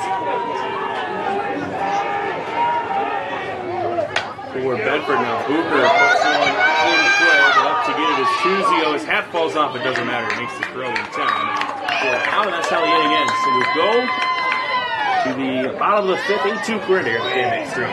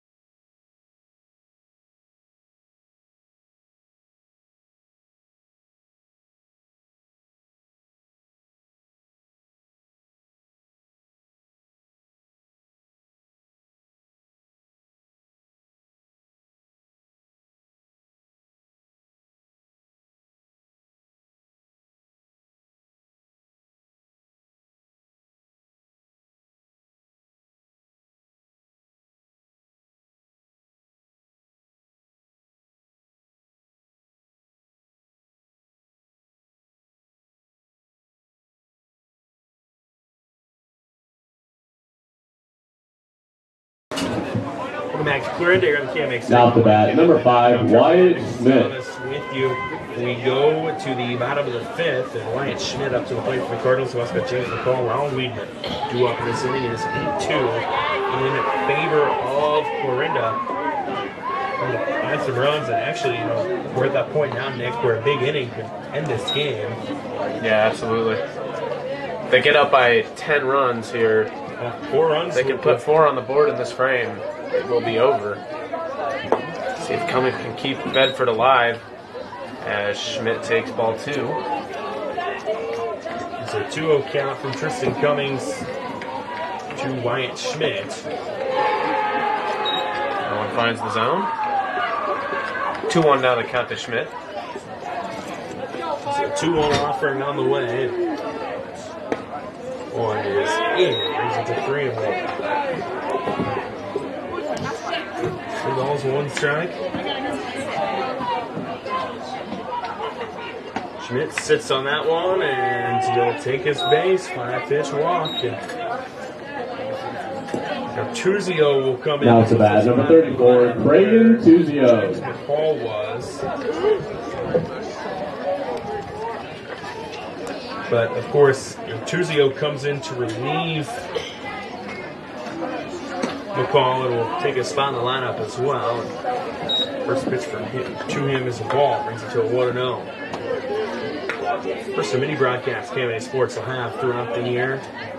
Tomorrow night, hope to have Fremont Mills at Sydney softball action. Weather permitting, Tuzio bounce one to left. Johnson gets there for it. There's one gone. Schmidt had a nice gap between first and second. Now it's bat, number 10, Ronnie Weidman.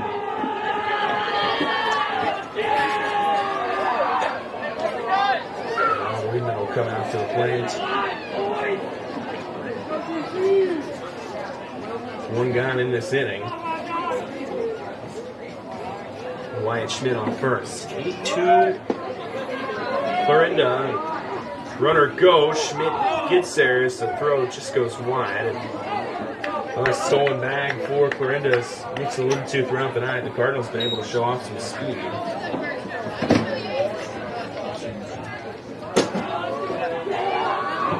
1-0 the count. To Weedman, showing bunt, lays it down nicely along the third baseline, but it just goes foul. That looked like a very... Yeah, that was about that was well done. 75% away from being successful. The only problem with one like that is you're not right really along the third baseline. You're making it a tough play for Schmidt really to be able to move. Advancing the runner there, but you're getting on base more than likely. I mean, you're making right now at third. You're making the third baseman have to make a decision. Do you try to throw across and get the out, or just take your losses and sort of pick off the tempo back underneath it cleanly is Wyatt Schmidt. We saw these Clarinda base runners give only a lot of headaches. I think Cummings is starting to experience a bit of that as well. That one is in on Weedman. Didn't quite hit him, but it wasn't far off. That's a 2-1 count. Oldie. Monty Weedman. 2 our score. Weedman times one up, hops to short, can't be filled by Booker, goes right to the second baseman, and then off the bag with the runner forward. There was Schmidt.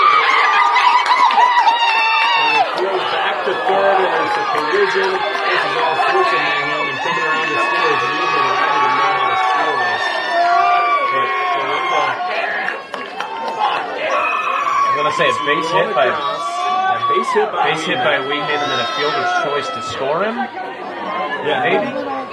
There's an out there is Out at home plate.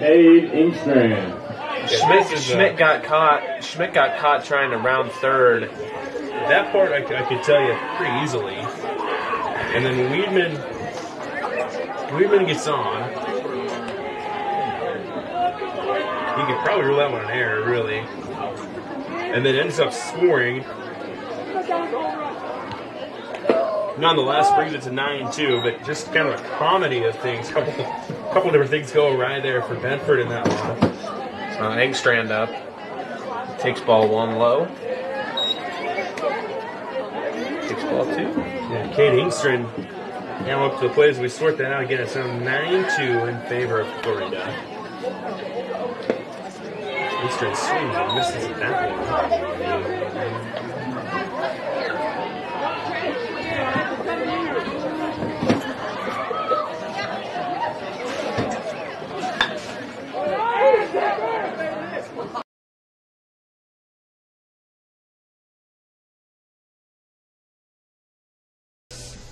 For top of 6, we turn it back to the top.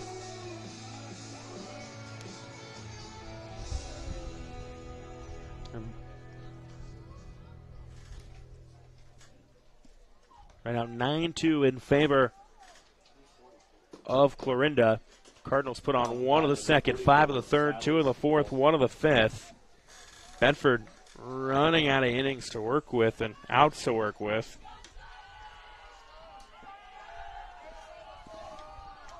So Tuzio back out on the mound for his second frame.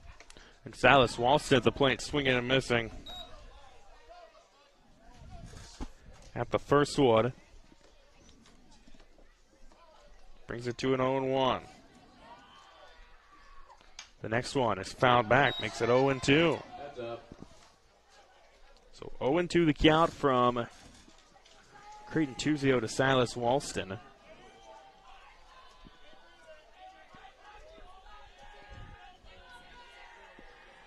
Here to start the 6th inning. That one is in on the zone. It's a called strike. Quite a pitch there from Creighton Tuzio. That one started all the way in on the inner half of the plate. Looked like maybe a slider there. Tuzio has some stuff. He lost a little bit of control of it earlier in the last inning, but he definitely has an arm. He definitely has a cannon. If you're just tuning in as well, or we're tuning in the last thing, is here's Noah Johnson at the plate. 6 on that one. We were battling some issues with the audio equipment, and there was kind of a weird play where there were a couple of errors. There was a tag out at home as well on that one play, and Clarinda did manage to get 1 run across in that to bring it to 9-2. That's how they got the 1 run in the 5th. 2-0 now to Johnson as that one missed for a ball. He 6 on that one, and it's a called strike to bring it to 2-1. So 2 balls, 1 strike from Creighton Tuzio to Noah Johnson. Here in the top of the 6th, and Johnson swings at that one. It's a 2-2 count. Tuzio really likes to mix in this hard fastball that he throws with a breaking ball. I can't tell if it's a curveball or a slider, but it breaks pretty hard, and it's gotten a few of these Bedford hitters already. Here's a 2-2 with 1 gone, and they may get 2 gone now. But there's another strikeout. Tuzio struck out. Number 11, Quentin King. Struck out back-to-back so far in this inning. Goes to the breaking ball, gets him to swing and miss. Goes outside, goes back up top with the fastball. A high heat, got him. There's Quentin King up to the plate now. He takes a big hack at one. Can't quite connect, and it's a strike. King so far tonight got on a walk and then was an out in the fourth inning as well. And that one is a strike, brings it to an 0-2 count.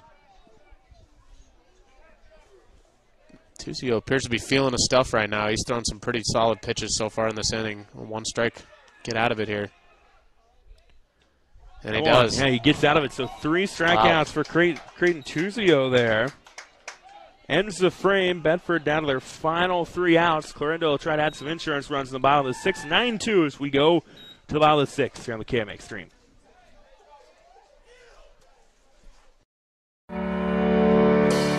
Since 1892, Malvern Bank has been building community from 404 Main Street in Malvern, Iowa. For generations, Malvern Bank has been serving local businesses, families, and farms to help them achieve their goals in every step of their lives. From saving for college to planning for retirement and everything in between, Malvern Bank is your full-service community bank. Call, click, or stop in today to apply for an account, loan, or credit card. Malvern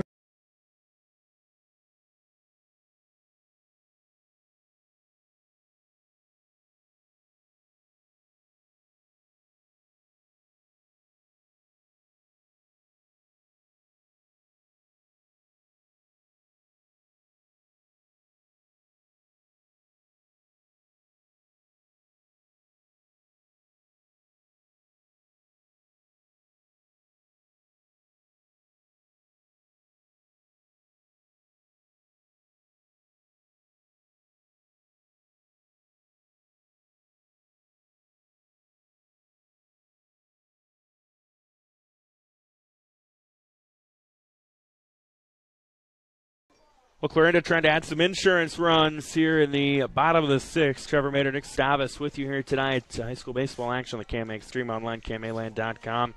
And due up for the Cardinals this inning, it's going to be their 9-1-2. Marcus Foster, Taden Brown, Cole Baumgart. Tristan Cummings still the man on the hill for Bedford. Bulldogs trying to keep this one at a 7-run margin if you can. One misses for a ball. 1-0 the count. Marcus Foster sits on that one, brings it to a 2-0 count. Every time you say Marcus Foster, I think of the Creighton basketball player. And every time you say Purdy, I think of Brock Purdy from Iowa State. They got a couple. That one misses in, brings it to a 3-0. And so far, Marcus Foster tonight struck out, got on with a walk, then got caught stealing. Well, he didn't get caught, so his courtesy runner did. He sits on that one. It's a called strike. Brings it to a 3-1 count. So 3 balls, 1 strike from Tristan Cummings to Marcus Foster. Leadoff batter in the bottom of the 6th. That one called a ball. And Foster on base with a walk. And he'll get courtesy ran for again. As Wise will come in and run for him. So Wise, once again, definitely been in this situation before. Brown at the plate, Wise on first. Foster's done a good job getting on base from the 9-hole. Taden Brown has scored twice, had a hit. That was a double earlier on in the game. It helps a lot when the ninth hitter in your lineup can get on base and open it up for the top of your order. Pitch got away from the catcher, King. He lost it for a moment, and then, of course, in that situation, you've got to shed the mask and try to find it. It wasn't far from him, but it took him a second. The runner stayed put, though. It's a 1-0 count after the ball. A little surprised that Wise held off there. Brown makes contact, trying to get out of the infield. Walston up from right. It makes a sliding play to put one away. He'll keep Wise at first as well. Now Cole Baumgart up to the plate for the Cardinals. Clarinda just trying to add to their lead. I've got the Cardinals' 7 stolen bases so far tonight. That is a lot. Kind of talked about it all game as that one finds the outside of the plate. Yeah, that one missed outside, and then Wise had a little bit of a lead. Yeah, we've talked about all night. Clarinda's been able to be smart on the base pass. They've been gunned out a couple of times. Yeah, but they're just so fast, and when you have a lineup where every hitter in the lineup is a threat to run, as we say it, right on cue. Wise gets checked at first, but it feels like every person in the lineup is a threat to run, and when that happens, it can add a lot of stress to the pitcher. And we saw it with Olney earlier, and we're seeing it with Cummings now. As Wise goes, throw to second, and it is not in time. So now eight stolen bases. Yeah, they're just continuing to find ways on the base paths. Very Clarinda-type win we're seeing right now. Not a lot of fancy power hitting, but they're finding a way to capitalize and move runners. That one inside part of the zone on Baumgart brings it to a 1-1 count. So Levi Wise now at second after the stolen base. Get 9-2 Clarinda here in the bottom of the 6th. That one goes outside for a ball. The heart of the order has been lethal tonight for Clarinda, getting on base and, like you said, stealing bases, getting around the bases, just making life miserable for these fielders from Bedford as that one is ripped in the left field. Looks like it's foul. And Baumgart got a piece of it, but not enough of a piece of it to keep it in play. But brings it to a 2-2 count. And James McCall, nothing flashy tonight from him. Does end up striking out. What I have is 7. Allowed a couple of hits. Clarinda's only got 4 hits so far tonight by my tally. So again, they're not going to necessarily blow the doors off anybody offensively in terms of what they can do, but just so savvy. Baumgart sits on that one, and it works out for him as it's a walk. And now runners on first and second. Again, 3 runs for Clarinda would end this inning and would end this game. So Cooper Neal comes up to the plate representing the game-winning run for Clarinda. And we'll get time called from the Bedford dugout. Bulldogs under new guidance this year. Longtime coach Frank Seifert coaching a handful of sports there in Bedford. They opted not to renew his contract. Jason Bucher, the new man in charge of the Bedford baseball program.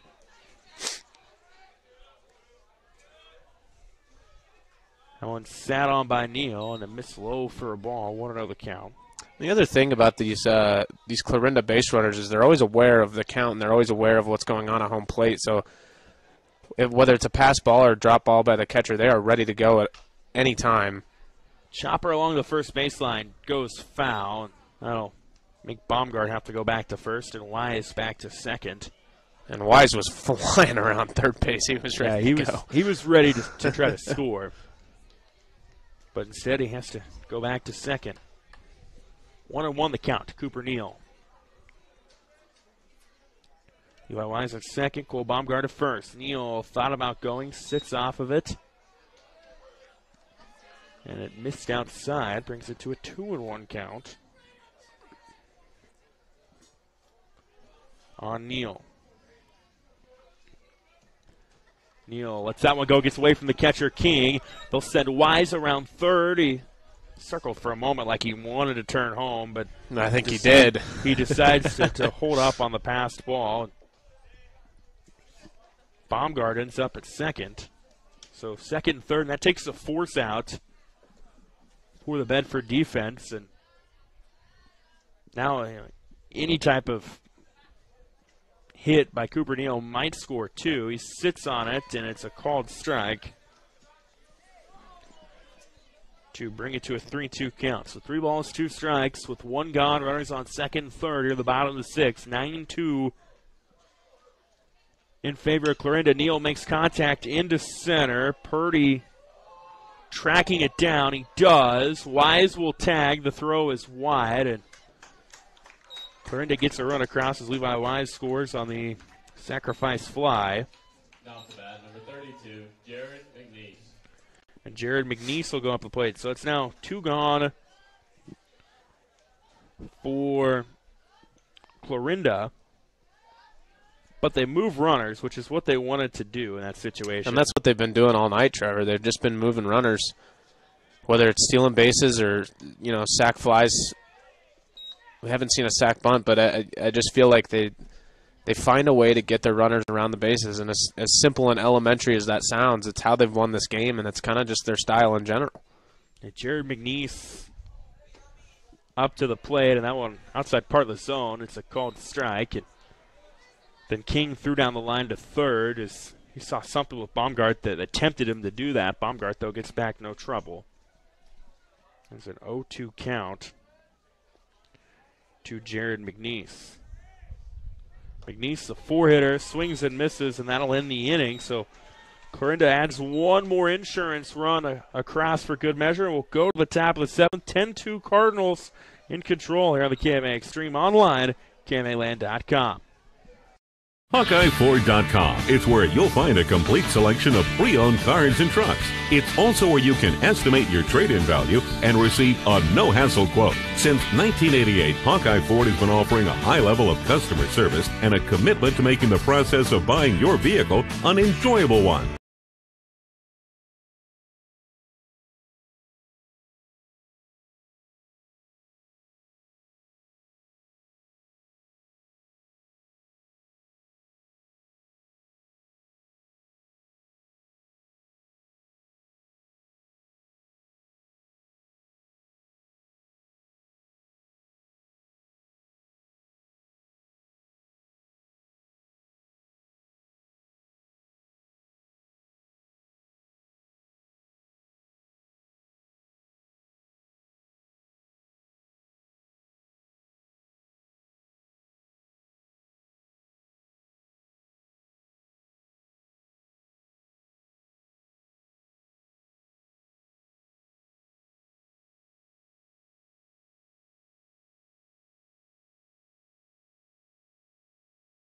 Welcome back to Clarinda on the KMA Extreme online, KMAland.com. Trevor Mayer, Nick Stavas with you. Bedford down to their final 3 outs, down 10-2 here in the top of the 7th.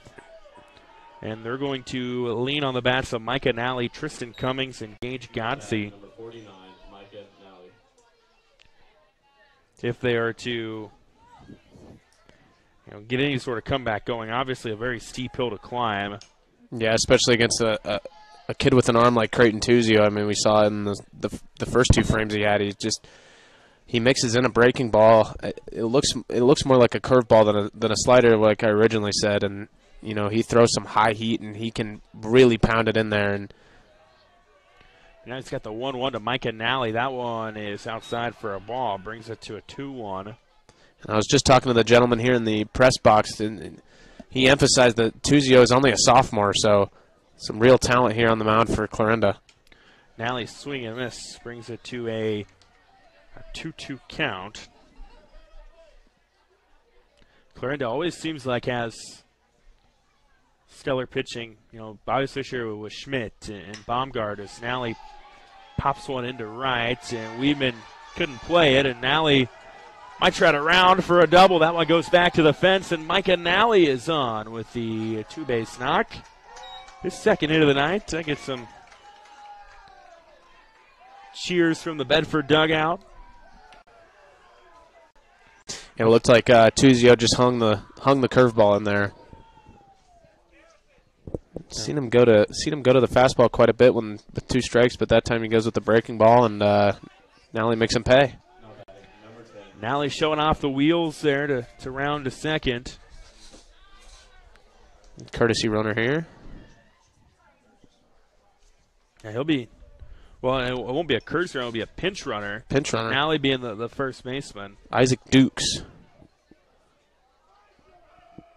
So now Dukes will come in and run for Nally. Nally gets a leadoff double here to start the 7th, and yeah, if you're Bedford right now, you're in a spot where, I mean, you've got to find a way to at least make this interesting. Right. So you want as much speed out there as you can. You're, as far as positional changes for the next inning, you're not worried about that. You're not thinking about that. So here's the first pitch to the next batter, Tristan Cummings. That one is in for a ball. So runner on second. Nally, he had the single back in the fourth. I think it's a double there. Cummings hits a roller to second. And the throw is there, though, from Brown to McNeese. It does move Dukes to third, but there's one gone. Now batting, number 5, Gage Godsey. So it moves Dukes to third, but Bedford has to sacrifice an out for that. That's not what you want at this point in the game. Gage Godsey now in at the plate for the Bulldogs, and that one outside part of the zone, called strike. That outside corner has been the sweet spot for these Clarinda pitchers, both McCall and Tuzio here. Godsey struck out the first time through. He gets a strike there, makes it 0-2. So Clarinda try to hold on and grab this win. The Cardinals get an interesting Hawkeye 10 battle coming up tomorrow with Glenwood. Tuzio launches the 0-2, and he gets the strikeout. Creighton Tuzio continues to be solid in relief effort. Yeah, and again, those 3 fastballs in a row right there just blew all 3 of them right past Godsey, and Bedford down to their final out. Brody King at the plate, the 9-hitter for Bedford, fouls that one away. Yeah, Clarinda will get Glenwood tomorrow. You look at the Hawkeye 10. Everybody, at least on paper, chasing Lewis Central, who's just loaded with talent, moving down to 3A as well. I think bodes well for them. Can never count out Harlan. St. Albert, of course, the defending state champion, as King sits on that one. This one now an 0-2 count. But Clarinda, Glenwood, 2 teams that I think will be near the top of the Hawkeye 10 conference this year, and the Cardinals an early test coming their way tomorrow night. Should be an interesting battle, interesting test for both teams. I think this early in the season, you're trying to kind of feel out the lineup, trying to make sure you had the players in there who give you the best chance to win, and also the batting order is something that you're going to see coaches play around with a lot. Here's a 1-2. King hits it in play. Can't be fielded at third by Neal. It scores a run. Now King going to second, and the throw is off the bag. Otherwise, there might have been a play there to end it, but instead King gets on. So Duke scores from third. Brody King says, I don't want to go home just yet. So he gets an RBI. Now he's at second, and I would imagine we're going to see him be ran for. Maybe not. Looks like we have the bag may have came undone there. Yeah, we've seen now there's 2 Clarinda assistant coaches come out of the dugout trying to sort that out.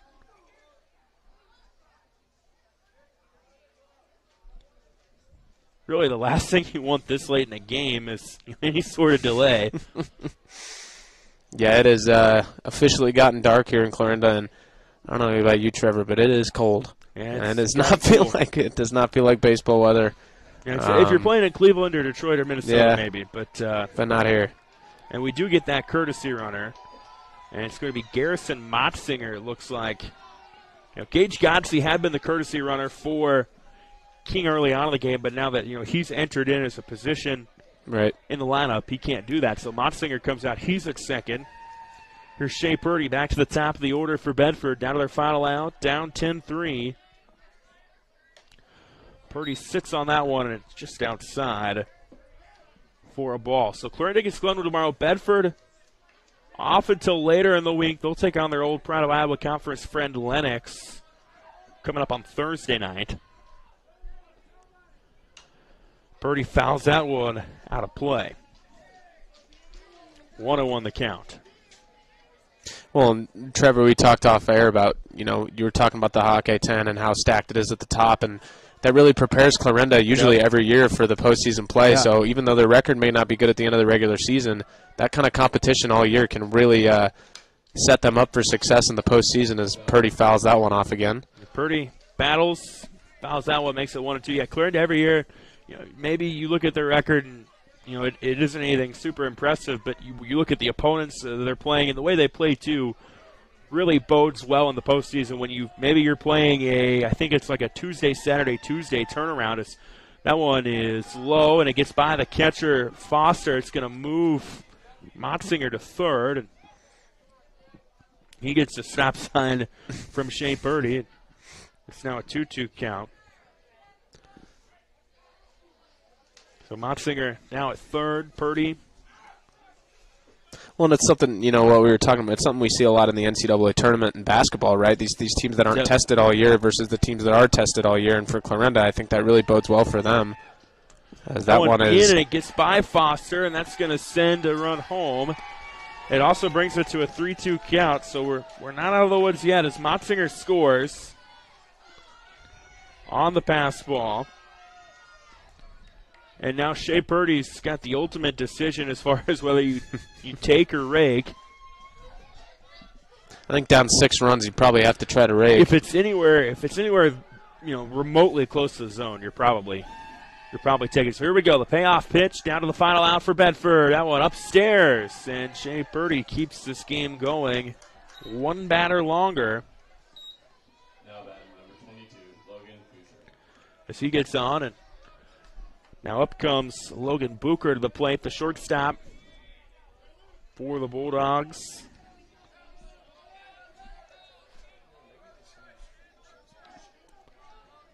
Would love to keep this game going a little bit more. Tuzio puts that one in his own. Runner goes. Purdy gets to it. Almost overran the bag, but does not. And now Shea Purdy with the stolen base. Puts himself at second.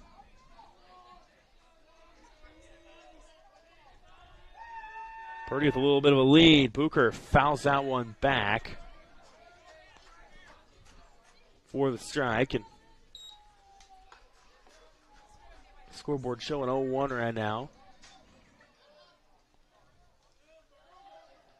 But it's the third pitch, so we'll be the third pitch of the at-bat. Here we go. Purdy getting really antsy on the bases.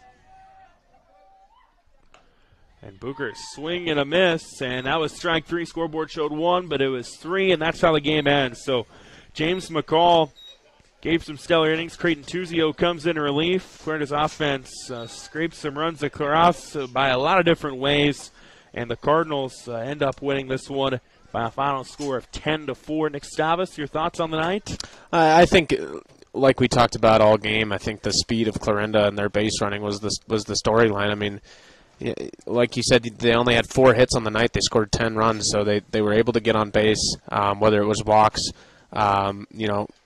hits. They would make their way around the bases, errors, and they just really put the pressure on Olney and Cummings, the 2 pitchers that we saw tonight for Bedford, to both get outs at the plate and check the runners on the bases. And I think that really put a lot of stress on them. And Clarinda plays small ball to perfection. They don't have a lot of power hitters. They don't necessarily rake it out of the park all the time, but they're going to get runners on base, and they're going to get runners around base. And like I said earlier, as elementary as that sounds, it's a winning formula for the Cardinals, and it worked tonight, and I'm sure they're going to hope that it works all year for them. Yeah, so they move to 1-0 on the year. They get an interesting battle with Glenwood coming up tomorrow. We'll take a quick gander at the box score. So as we mentioned, Clarinda finishes with 4 hits. How about 1 apiece from Taden Brown, Cole Baumgart, Ronald Weedman, James McCall among those. And Taden Brown ends up scoring 2 runs in that in there, as does Levi Weiss, who came in courtesy running efforts, and then 8 stolen bases for Clarinda ends up paying dividends for them. Pitching wise, James McCall had him scattering a couple of hits. Let's see, 2 hits, 7 total strikeouts, allowed 2 walks. Then Creighton Tuzio came in 5 strikeouts, did allow a couple of hits as well. But right now, if you're Clarinda, you've got Baumgart, you've got Neal, you've got Schmidt. If you can get performances like they did tonight from McCall and Tuzio throughout the year, you're in a really, really good spot come late July. Well, we saw some good stuff from McCall tonight. Obviously, you go out there, you give your team 4 innings and 2 runs. I think Tuzio was the one that I was really shocked to see, not just the way he pitched, but to only be a sophomore and to have the kind of movement that he has, and not only the movement but the heat he can put on the fastball. He's throwing 86, 87 miles an hour as a sophomore, and then, like you said, you already have a pretty well-rounded pitching staff. If you can throw in a sophomore like that who can either come in relief or can start on the bump for you, you have a pretty solid rotation that is going to serve you well in a Hawkeye 10 schedule that, like we said earlier, is pretty brutal.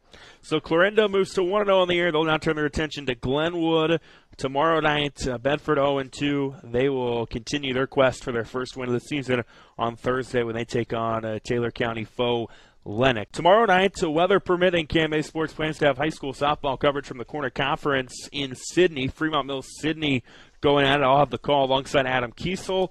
Again, weather permitting, it does not look promising for tomorrow. Then Nick and I will be back together Friday night in Griswold. More Corner Conference fun in the softball world as Stanton will go at it. Looking forward to that. Nick will continue to have Clarinda baseball coverage for you throughout the year thanks to our partnership with Forward Digital Solutions. Hopefully, we can work out the technical difficulties along the way. But it's a fun season. It's here. It's going to be a long season. Hopefully you join us for all of our coverage. Full rundown from tonight will be available online later at KMAland.com. You've been listening to high school baseball on the KMA Extreme online, KMAland.com. Saying so long from Clarinda, where the Cardinals were a 10-4 winner tonight. For KMA Sports and Nick Stavas, I'm Trevor Mader. Thanks for listening, and have a great night.